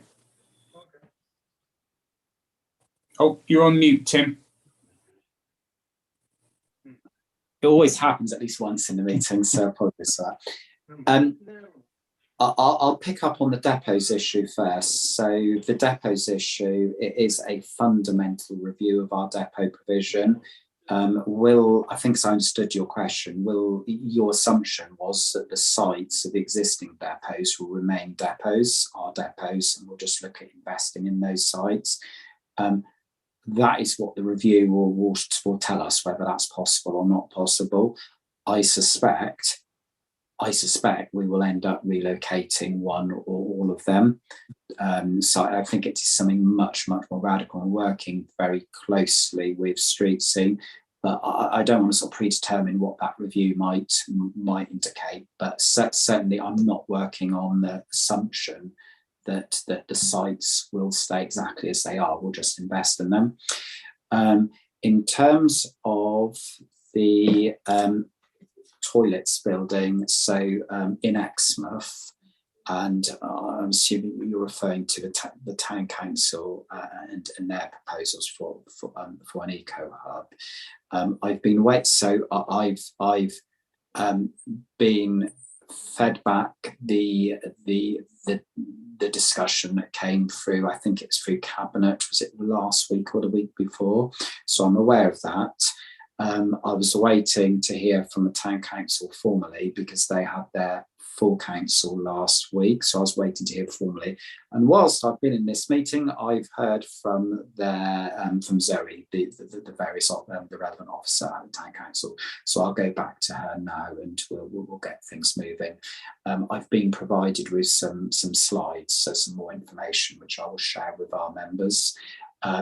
In terms of, is there a precedent for this type of venture within East Devon? I'm struggling thinking on the spot to think of one, so probably not. But we'll give that some thought. But no, there's no project that's jumping out at me. Thank you very much, Tim. I think from what you've mentioned earlier, Ollie, and I'm loath to call it a brave new world, it's a new harsh reality of where every local authority finds itself. They are not statutory deliverables, and we're trying our best to make sure, and especially in an area where we are so reliant on tourism, but it's going to be partnerships. It's going to be partnerships going forward. The district council just simply has not the means unless it cuts other services. And that's where it's coming down to. You rob Peter to pay Paul. And on that, I go straight to Paul. Councillor Arnott, you've been very patient having your hand up. Oh, that's very kind of you, Chair. Thank you very much. Just giving me time to do a little bit more quiet coughing. Thank you. I just wanted to go slightly to Councillor Barlow's point. And I heard something about 10 and it's now 2. Could I just, through you, Chair, ask Councillor Barlow to clarify what he means by that? So basically, we're being promised 2 new cubicles, and at the present time, I believe we have about 10. I don't know the exact number, but I was told 10, including the urinals, etc., in the big block that there is being taken over by Rockfish. Okay, thank you, Councillor Barley. Thank you, Chair. Because I think 2 things. I think it's always worth saying this. I'm just looking on our list of public toilets, and unfortunately, as our chair says, they are discretionary. But we've got them in Sidmouth at the Arches, Connaught Gardens, Long Park, Marketplace, Triangle, Port Royal, Sidbury, and we've got this guarantee that they'll be okay at Rockfish as well, albeit we need to make sure they're kept open. And I think the other thing from the Sidmouth point of view to bear in mind is that, and again, this is discretionary. I'm going to be very frank here. I don't think when Sidmouth, sometimes an element gets its tiny violin out, I don't think it is necessarily being mindful of what it has that nobody else has. It has a leisure centre with a swimming pool that we pay for. East Devon pays for that. And it has a theatre that we pay for. East Devon pays for that. And I think Councillor Hayward is absolutely right. At the moment, this is about cross-agency, cooperation, kindness, trying to provide the best we can with the diminishing resources that we can. And I just think that needs to be said here. Absolutely right. Councillor Barlow is right. At that east end of town, there does need to be sufficient lavatory provision, but there is another world. There's another Doctor Who TARDIS world that we could have all stepped in 2015 when Sir Hugo Swire was lavishly promoting the idea of multi-storey developments, that end of the town. And this council has managed to save Sidmouth from that, and it has worked, and it won't necessarily be understood by all members because this has been confidential work.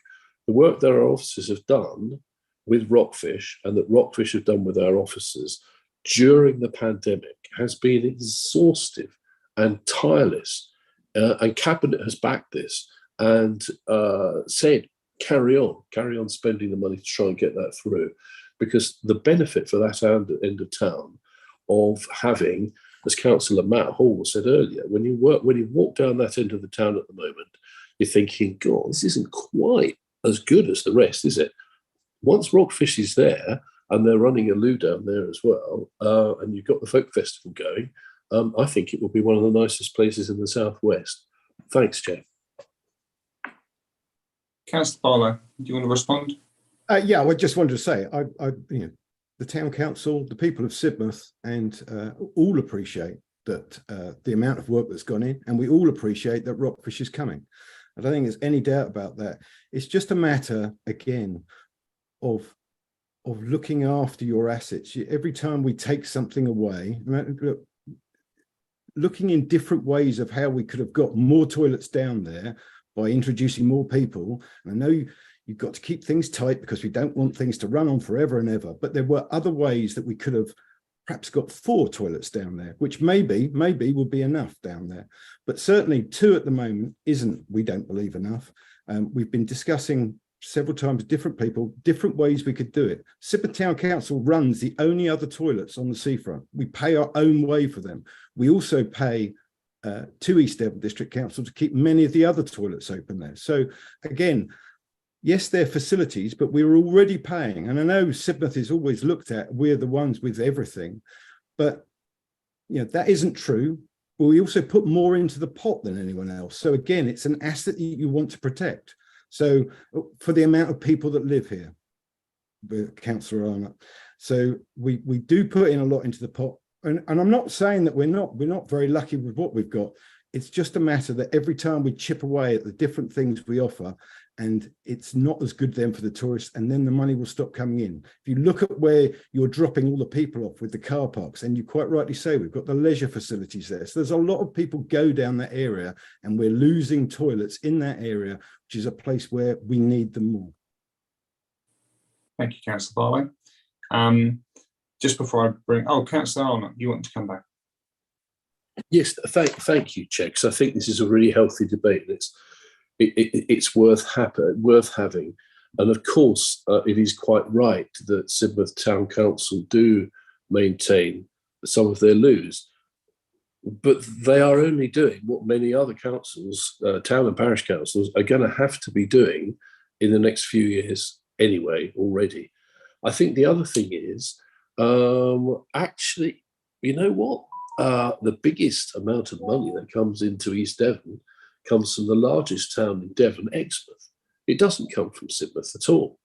And I think the other thing we need to be careful of here, if Councillor Barlow doesn't mind, is whether what he's saying is his personal view here, or whether he is officially representing Sidmouth Town Council, because I would listen extremely hard to any letter that came from Chris, the chair of the Town Council, and said, we've met, we've decided this, we wish to make this representation to East Devon District Council, as opposed to a member for the area saying that stuff isn't good enough. Do you see what I mean? This is very nuanced, this discussion, and I absolutely respect Councillor Barlow's wish to say it, but I just think that this council does a lot for Sidmouth, gladly will continue to do a lot for Sidmouth, gladly, and I don't think any special pleading above any other town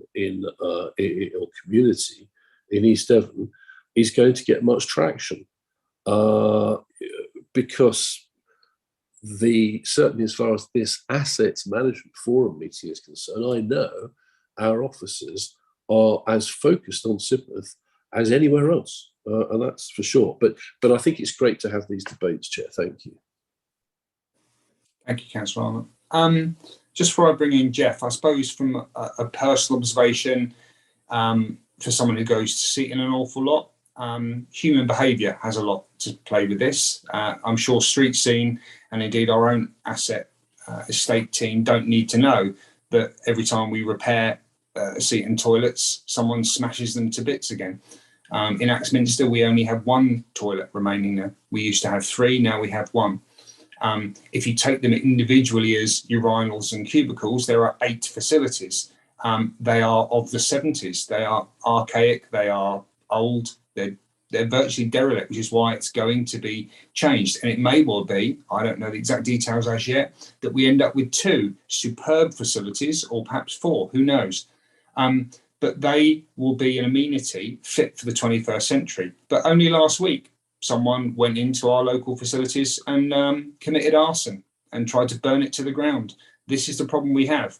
For every time we try and repair something and provide an amenity for our tourists, for our residents, for the people who pay council tax, there is a minority who will just try and destroy it. And I appreciate that's part and parcel of being a council. We build the stuff, they wreck it, we rebuild it. That's just life. That's where our money goes. But unfortunately, that money cannot last forever. Or it can, but we put up council tax, and that is a universally unpopular thing given the crisis that everyone's facing. So we keep paying and people keep destroying and costs go up. I don't know how, unless we change human behaviour, how we remedy that. But I would perhaps argue that 4 fantastically up-to-date modern facilities, clean, able to keep hygienic, that keep our costs down for street scene cleaning them, are preferable to 10. It just means people may have to queue. They may have to wait outside for 5 minutes until someone else has done what they need to do. I'll let you come back one more time, Ian, if that's okay, before I move on to Councillor Young, who's been very patiently waiting. Yes, thank you very much. And I'm sorry it's taking so long. First of all, Sidmouth's been paying a long time for this, over 10 years now, for their toilets, which we're very happy to do, because in the last review, when everyone was going to get their toilet shut down, Sidmouth stepped up and started paying.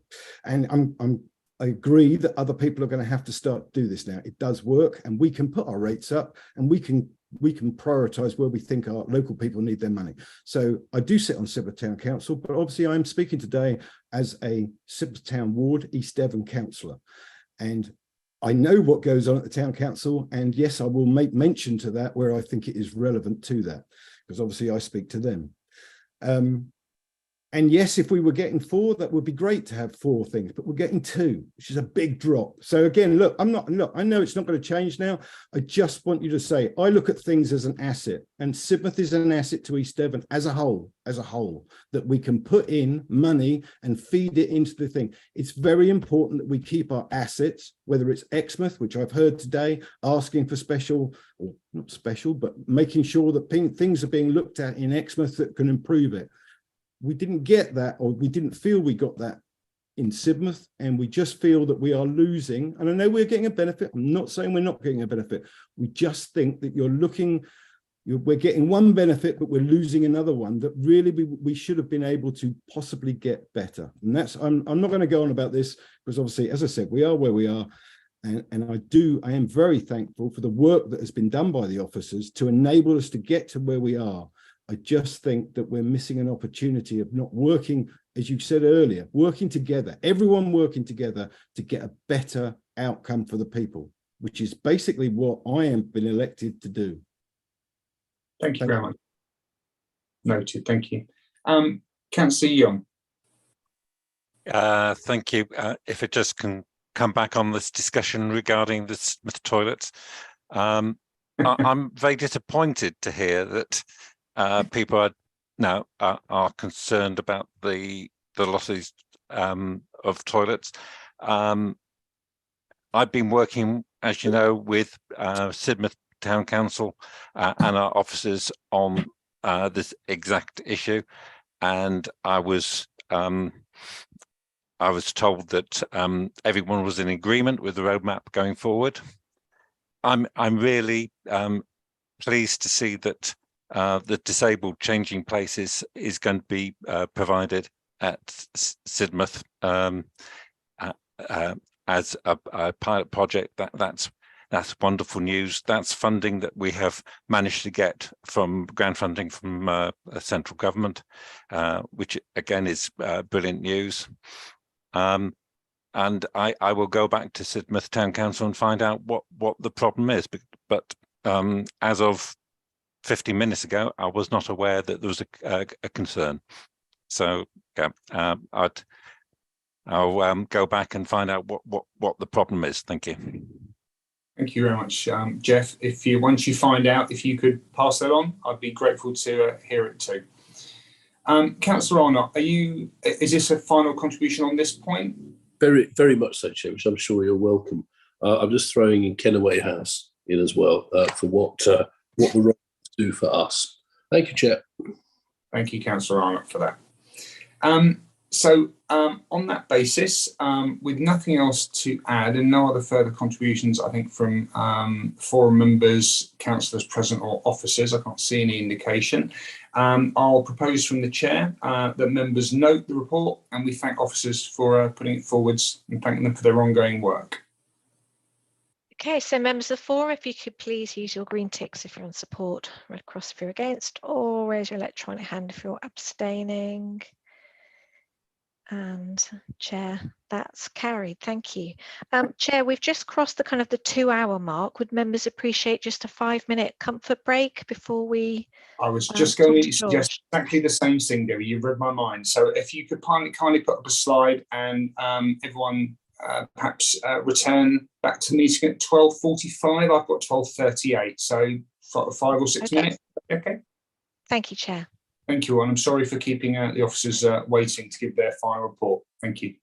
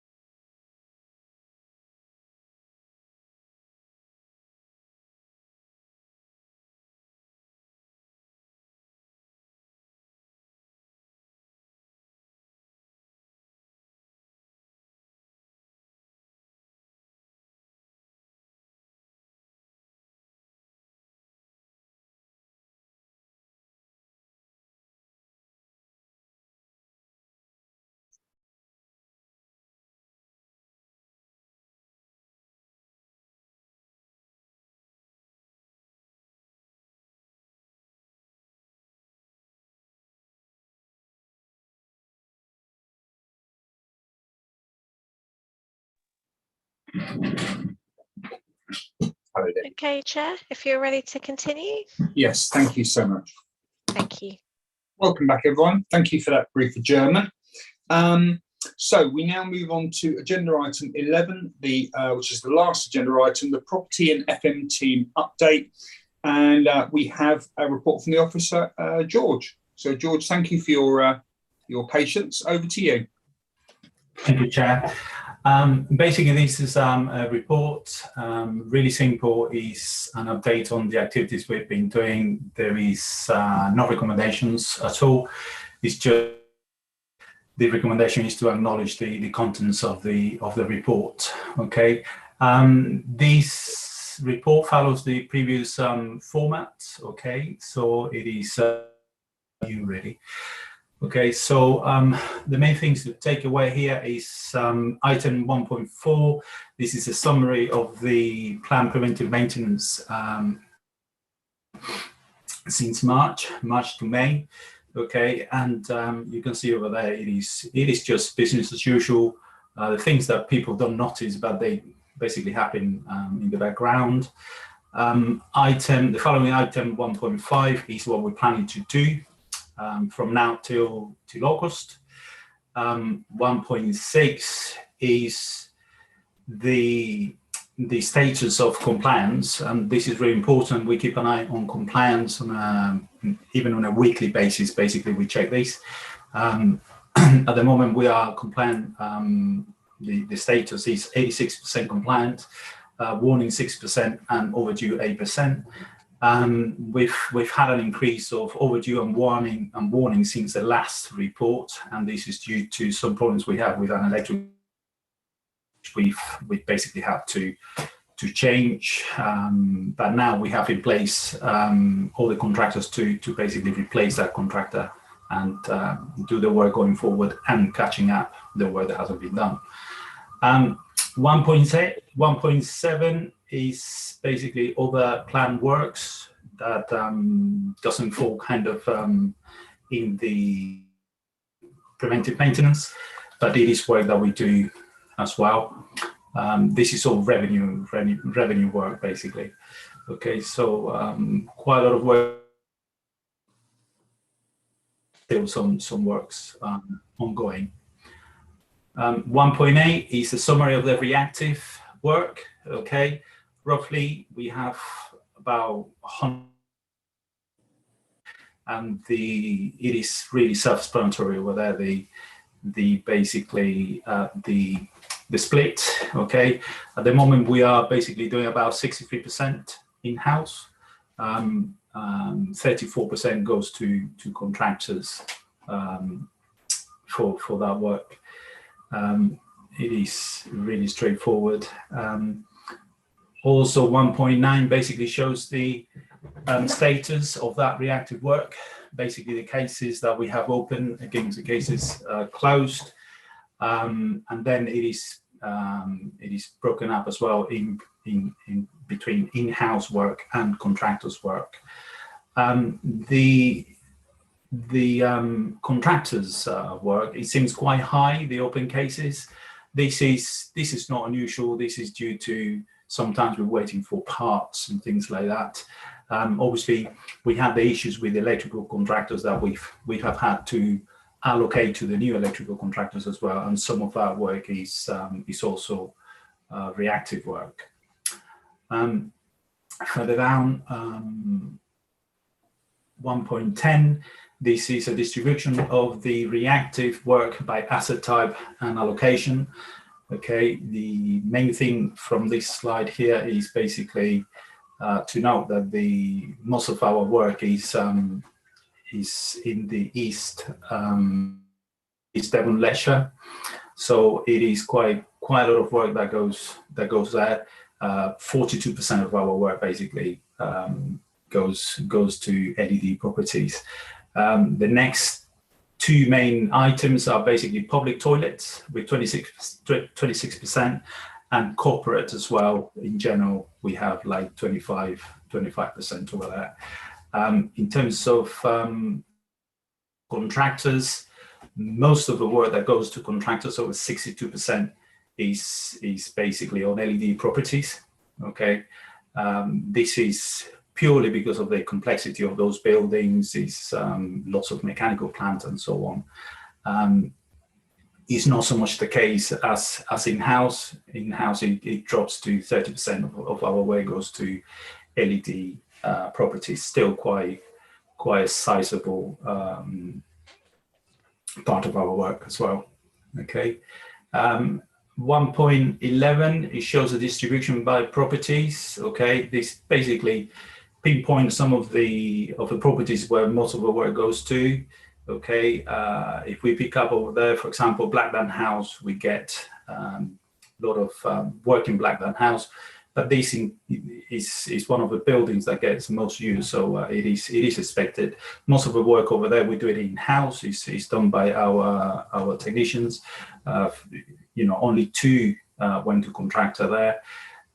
Exmouth Leisure Centre, for example, again, lots of faults over there. Going to contractors, 10 going to our in-house team. Again, with Exmouth Pavilion, and you could basically gives you a feel of what properties require most of the attention. Okay, 1.12 basically covers the projects we have.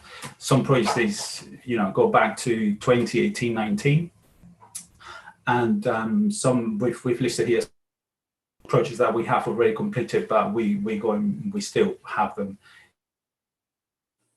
of this report in the next report probably. As you see, we have quite a number of works over there. We have something I think about nearly £4 million worth of work that we've done over the last. Well, we haven't done yet. We are in the process of delivering. Quite a sizable chunk of that is being delivered already, as you can see from this update here. But we've got approximately about £4 million worth of work over there in the capital budget, basically, that we are delivering. In this report, I've added the public toilet investment program, which is basically 14 sites where we are keeping these were the category A sites.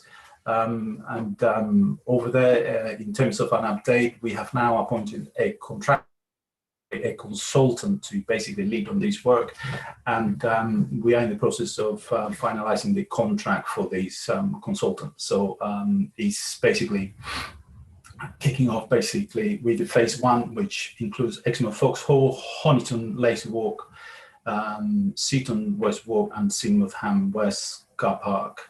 And that's the one where we're going to have the changing places toilets over there.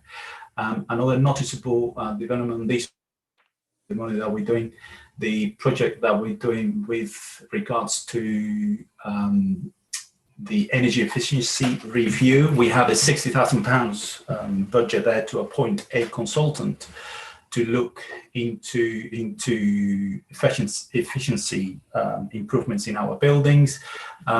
We are focusing primarily on swimming pool sites because they are the ones that use most energy. As part of we've applied for funding from the phase low carbon skills, and this funding basically is for enabling basically consultants to do all the technical elements of delivering the projects. We've applied for funding in the region of £300,000 on that. We June, so hopefully we will be successful in that. At the same time, we have obtained quotations to appoint consultants just for feasibilities kind of work, which also would enable the overall work that we were planning to take on. And the plan is that once we have the consultants in place, we will be able to be ready for another round of funding in November, and that funding basically is to actually delivering the works, the actual works itself. Okay, so those, lots of work that is going to happen surely with this particular project. So And of course, there is all the other projects that probably you have already been aware of, and we have reported previously as well. Okay. Any questions? We have a few, George. I'll just run through. I think Marianne, you were first. Then we have Peter Faithful, and then Ollie within the forum. Marianne. First of all, it's just a point of clarification. I'm a Sid Ford ward member, and I have no idea where the Sid Ford changing rooms are. I haven't got a clue where this refers to. And another point is regarding 111 and the level of works that are being undertaken. I'm very surprised to see how much is being looked at in-house at Blackdown House, bearing in mind this is a brand new building. Quite surprised. Are you able to come back on those two, George? Yes, of course. Sid Ford changing rooms. There are 2 changing rooms, and this is I've never been there, have to admit, but this is part of the being used by the football or rugby club over there, and they are just changing rooms, and we do maintain them.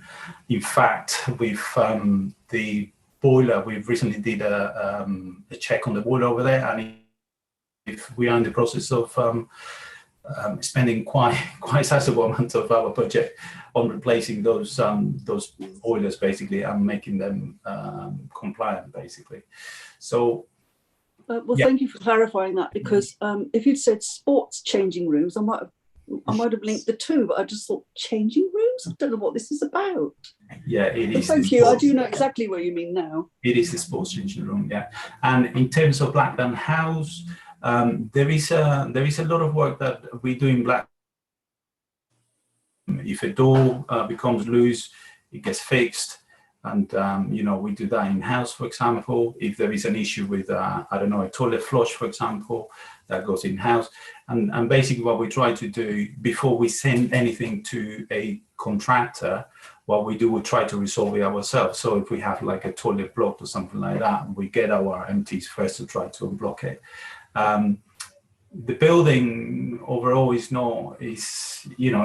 in very good state of repair, so it's not a concern or anything like that. It's just, we have like small things that they are addressed by our maintenance technicians. Okay. Thank you very much indeed, George, for that. Peter, over to you. Thank you, Chair. Exmouth swimming pool, has it got this computer thingy, what's it, heating system? I forget what you call it. Is it, how effective and efficient, and how much does it cost to fit them in other swimming pools? You know what I'm talking about?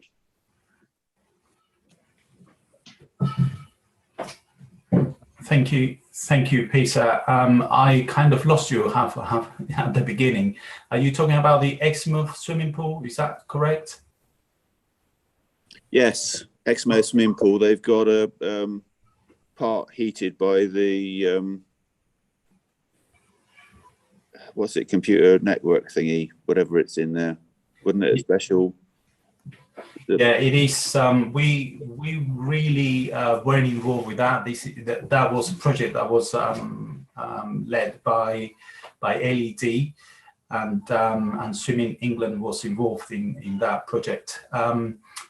I don't know the details of it as such, in terms of whether it's actually providing the savings that it is providing, but it was. From my understanding, is one of the first installations in the UK. So it is like it's like that they are doing, but I haven't had any updates as to exactly how that is doing. However, I could tell you of another project that we've done, and this was to do with the circulation water in all the swimming pools. We installed a pool sentry system, which basically it controls and regulates the circulation in this in being really successful in providing energy savings for the 3 swimming pools where we make that investment. So that's probably providing more benefits than the work that LED did with Swimming England. Having said that, I don't really know the details of that. Okay, so I cannot answer that question. I could find out for you though. Yes, please. Okay, I'll find out with that if that is okay. Thank you, George. There is an LED monitoring forum Tuesday, I believe, Councillor Faithful. So if perhaps that's a question, if you're able to attend, the representative of LED might be able to illuminate you on the savings they've made. That's a good point. Thank you. Councillor Davey, over to you. I can't see any other hands up from outside the forum, so the floor is yours. Thank you, Chair. Yeah, from memory, it was about 60% of the power for heating the pool was coming from the, it's basically computer storage, which generates a lot of heat, and they're reusing the heat. Whether it can be applied to other swimming pools, I believe there's a review going through at the moment on energy efficiency of our own pools. And that may be able to report whether similar schemes could work elsewhere, but obviously it depends on a nearby storage facility that could supply that power. My question was a very personal one. Thank you, George, for all that information. It's really helpful. Exmouth Town Hall, I'm interested in, do we do the drain clearance there? But this is purely personal. Last winter, I came out of the rear door of Exmouth Town Hall, walked around the side of the building to get to the bike racks, and fell flat on my back because there was an uncleared drain at the bottom of the downpipe there, a lot of silt around it, which was extremely slippery. And I ended up sitting in a puddle, which wasn't very amusing. Well, wasn't to me, it probably was to everybody else. But I just wondered who's responsible for drain clearance there and how often is that reviewed? Because it certainly hadn't been done on this occasion. We are responsible for the drainage clearance there. Well, usually it is a reactive matter, so whenever something is blocked, it gets reported and then we address it. Okay. At Exmouth Town Hall, particular issues with people putting the rungs for things down the toilet, which obviously causes a lot of trouble. Okay. We have put signs up all over the place in the toilets in the particular issue. And that's the only way that we can address it. We cannot address it any other way. And it is like the chairman was saying earlier, you know, we repair these things, they get broken again, and then we go and repair them again. And, you know, that's in that particular site, we don't have a lot of issue with vandalism, but all over the district, we have huge issues with vandalisms that at the moment, we don't have a solution for. You know, it doesn't really depend on that. We continue to repair these toilets, and then the following week, you know, we are back there doing more or less the same thing, repairing them. Thank you. I mean, this one was just purely surface water. Yeah. I'm pleased to say it was water from the roof that was coming down a drain pipe. And Tim's laughing because the alternative would have been much worse. But no, it was purely water that was coming off the roof and down a drain pipe and wasn't clearing through the drain. So the drain was presumably blocked. Yeah, it needs to be reported. We can only basically kind of follow up things that are reported. If they are not reported, we would like to have a crystal ball, but it doesn't work like that. So, George, just intervening on that. So, as a councillor, if a councillor would like to report a building fault, what would be the best way to do it? There is a through the website. There is over there where you could report any issues basically, or simply just email us. And our mailbox is property@eastdevon.gov.uk. If you email us, we will address the issues. Yeah, ideally through the website, like any tenant or member of the public would, but yeah, you can email us if you like. Okay, thank you. Thank you very much, Ollie. Ian. Thank you. Just a point on that again. By the time you've raised a thing, it's gone out to your main headquarters, and then it's allocated to someone. Then they send someone all the way to Exmouth to clean it. Is there not something? I mean, certainly, I know we're very lucky, you would say, that we own our town hall, but then of course we only have one member of staff there. But if there's a problem, it's a lot easier and a lot cheaper sometimes if there are people that you know are going to come and clean those drains. It would be easier to use someone local that would probably cost you 50 quid, someone inside the building to ring up. They know the problem. And it's like a good tenant will look after their building to a certain degree. It's working with your landlord, and especially as we're all the same, public money, as we're always saying, it's not wasting that public money. And there must be an easier way for everyone to do this, rather than the poor gentleman that's got to then allocate this out, send it all out there, and it must have it's just using resources that would be better used elsewhere. And I would have thought that you could look after little local things like that a lot easier than calling out and raising a report all the time. Can I come back on that, Chair, please? Please do, yes, please do, George. Basically, well, we have 3 maintenance technicians, and basically these are basically in the district. What we tend to do with sort of work, we appoint, we give the fault to one of the technicians who are local. So they go over there, they try to resolve the issue themselves. If they cannot resolve the issue themselves, then it goes to a contractor. The contractors we use, they are always local contractors, okay? In this particular type of work, we don't pay more than £150 per clearance, which is the going rate for it. So I can reassure you that we do keep an eye on things. Obviously, it is one of these things that you don't know what's going on in the drain unless you have some sort of report that tells you that there is something wrong. So we have to really rely on the people that are using those buildings to report it. And I appreciate that, over the year, we've had probably in that building, we have about maybe 5 times where the toilets get blocked, and it could be frustrating, but it is, unfortunately, it is a way as quickly as we can. And I think that we, in terms of what is involved, we respond quite quickly, and the faults get addressed. Thank you, George. Speaking as an ex-handyman, now clerk, I quite often do these things myself because it's just quicker to do it done. And then I get told off for doing it because that's not my job as a clerk, is to be rolling drains. Anyway, thank you very much, George. Thank you for that. Thank you for all the members who participated. Again, from the chair, with the absence of no other speakers, I'll propose from the chair that members note the report and thank the officer concerned for preparing it.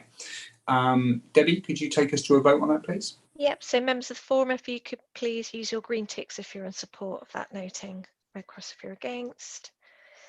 And I have... Councillor Arnott may have left, I think. I think he has, but you still have a majority. So that's agreed, Chair. Thank you. Thank you very much, Debbie. So on that basis, that brings our meeting, I believe, to an end. And I'd like to thank everyone, including any members of the public watching online, for taking part, to the members who have attended, and to the officers who've given up their morning to present to us. However, can I remind all those present that the supporting officer will confirm when the meeting is no longer being recorded or going live. And until then, your comments will be live to the public. So please behave yourself. Thank you.